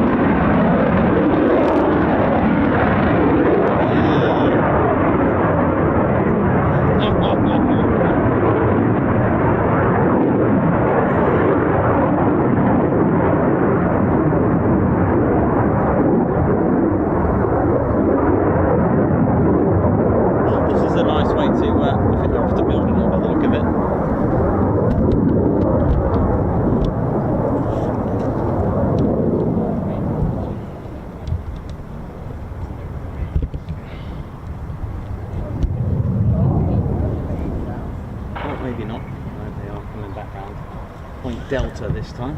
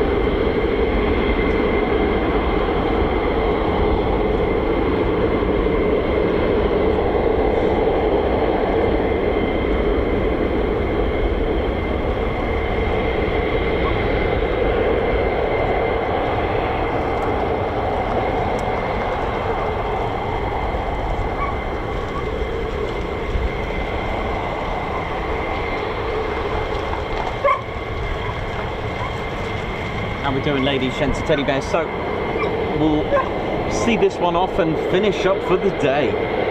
It's been an absolutely fantastic day.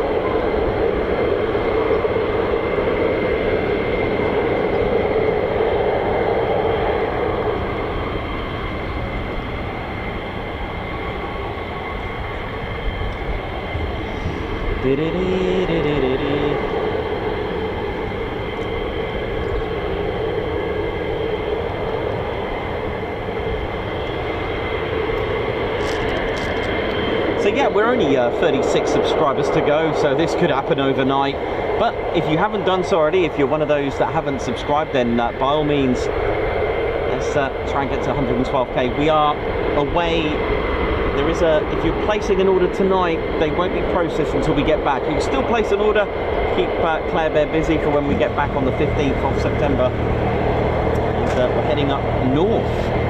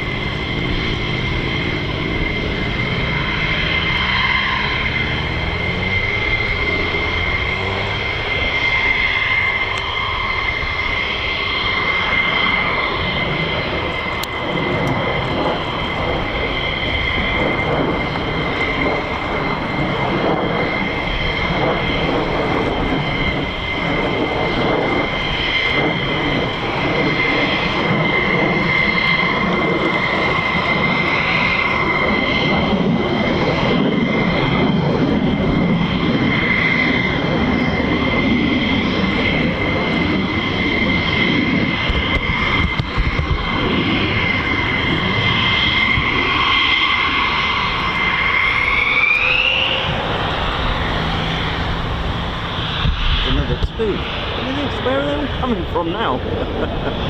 Oh, what a day we've had, right?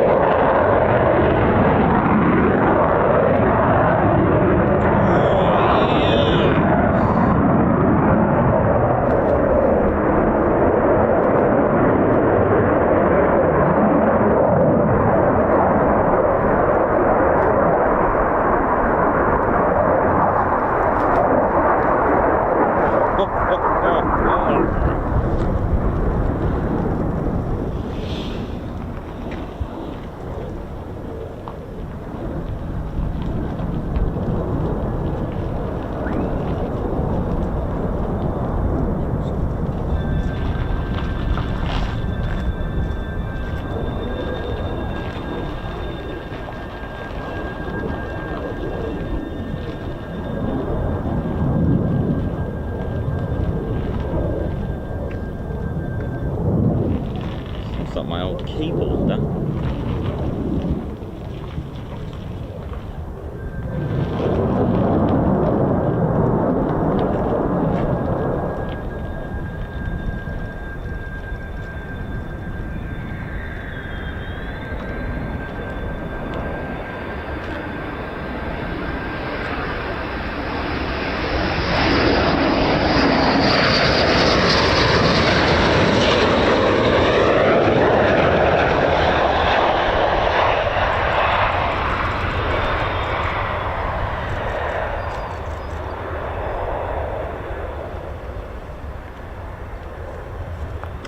The last one of the day, well, for us anyway.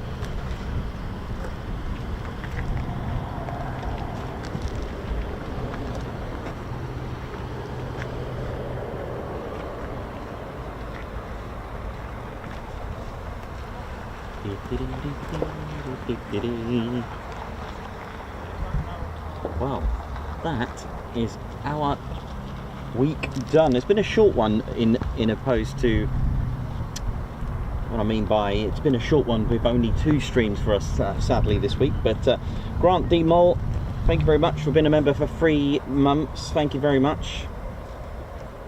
Amazing stream as always. Safe travels, Nikos and Claire Bear. Thank you very much. Woo sir, member for 12 months. Thank you Ted, Nikos and all the crew and community too.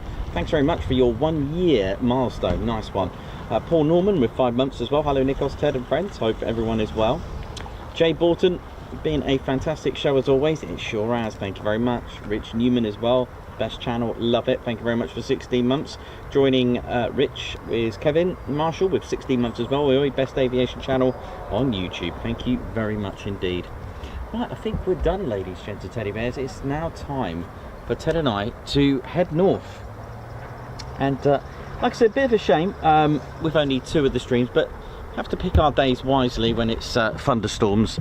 Hope you were all dry as well from some of those really bad downpour. I mean, I went to Waddington. I can't remember what day it was. I may have gone on Tuesday. Was it Tuesday I went, or was it Wednesday? I can't remember what day, but I've managed to get a French AWACS E3 Sentry coming into land, so that was kind of cool. So I got that little bit of footage, just, you know, on the off chance, just to see what else is going on. But yeah, it's been a short week, but hey, it's been fun. Today certainly made up for it, so kind of classed as 3 streams to, you know, double stream today, isn't it, really, for a Friday still going. I mean, it's old school Friday. It used to be right up to 1600 sometimes on a Friday. It's not always. I remember the half days were out the window a couple of years back. If you remember, some of our shows on Friday used to go on, sometimes they used to start at 1400 and then carry on like that. So it wasn't always like that, but like I said, expect the unexpected. It's military aviation. Just turn up, see what happens in it, and it's been amazing. So I hope you've enjoyed it, and thanks all of you for tuning in. And as we always do, the 48 Fighter Wing, thank you very much. Oh yes, thank you very much, and I hope all of you, the 48 Fighter Wing, have a great weekend. And of course our visitors from Hill Air Force Base as well, thank you very much. Salute to all of you. Have a great weekend to personnel at Lakenheath and Hills it's Hillview, that's not Hillview, Hill Air Force Base, sorry, Hills Air Force Base. What am I talking about? Long day in it. You know it is. But and of course a salute to all our viewers and members. Thank you very much for supporting the channel like you've done. It's been incredible. So yeah, it's now time to hit the north. I've always said that we are hitting it this time of year, and here we go. So we'll be working our way to Lossiemouth later on. Yeah, that's it. So we'll be hitting the road early hours, and there we go. And then we start our adventures and see how we get on up north. See what happens. Literally Lossiemouth all the way as far as we can go. So yeah, looking forward to that. So will be good fun. So hoping to get you a show on Monday. I'll see about Tuesday, see what the weather's like. I can only see up to Monday for a more definite sort of type of weather. Really good. But I hope you enjoyed today. It's been good fun. We've had some quick climbs, we've had all sorts of loads of approaches. Been really good, and hope you enjoyed it. My name's Nikos. I've been your cameraman, historian and commentator. This is our squadron leader, Ted Coningsby, and you've been watching the Ted Coningsby channel live here at RAF Lakenheath. So for the last time for today, and for the week, and for being in this part of the country, it is see you soon. Wish you well. Take care everyone. See ya and have a great weekend. All right, let's go and get some Scottish salmon, Ted.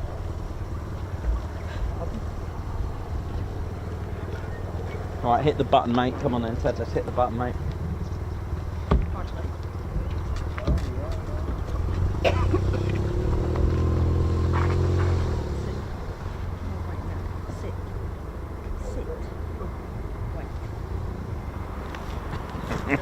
Oh yeah, ladies, sheds and teddy bears, welcome to the Ted Coningsby channel membership. I'm Nikos, I'm your cameraman and commentator. This is our squadron leader, Ted Coningsby. Just want to say a massive thank you to all our members. Guns up and oh yeah. Take it away, Ted. Ladies, sheds and teddy bears, we want to say a massive thank you to all of our subscribers for getting us to where we are today. We have gone all over the country, from as far as Lossiemouth to Bryce Norton, and military areas such as air weapons ranges, low flying areas, heritage centres and special flights for TED 2. We cannot do this without your support, and your support will be rewarded. You can now join the Ted Coningsby Squadron and help fund the channel to get us around the country and provide us with the funds for equipment to bring you better content too. We have 3 exciting membership levels with awesome YouTube perks to reward you back for your support. Our first level of membership is the Ted Coningsby Squadron. You'll get a loyalty badge on YouTube, unique TCS emojis that you can use on comments and live streams, members only videos which include behind the scenes, deleted scenes, sneak previews and also music videos that Ted likes to play the electric guitar on. You'll also get access to members only Discord server and discount on all of our Ted Coningsby merchandise. All of this for just $1.99 a month. Oh yeah. Our second level of membership is the Posh Officers Club. This includes all of the squadron perks, private Posh Officers Discord chat room, Posh Officers discounts on all of our Ted Coningsby merchandise, and the poshness of supporting the TCS even more. This is just £4.99 a month. Our third level was inspired by many of our fans who have been supporting the channel massively. So we'd love to reward you back with this, and our third level of membership is the Ted Coningsby Fighter Squadron. This gives you a more personal experience with me and Ted, with exclusive live streams and content. You'll get a free Ted Coningsby Fighter Squadron patch, a private Ted Coningsby Fighter Squadron Discord chat room, a gold colour Discord username, and a higher discount on all of our Ted Coningsby merchandise. All this for just $25.99 a month. Ladies, gents and teddy bears, the Ted Coningsby channel cannot thank you enough for all your support. And it's this support that keeps the dream, keeps the stream. Thank you so much. Aw, yeah.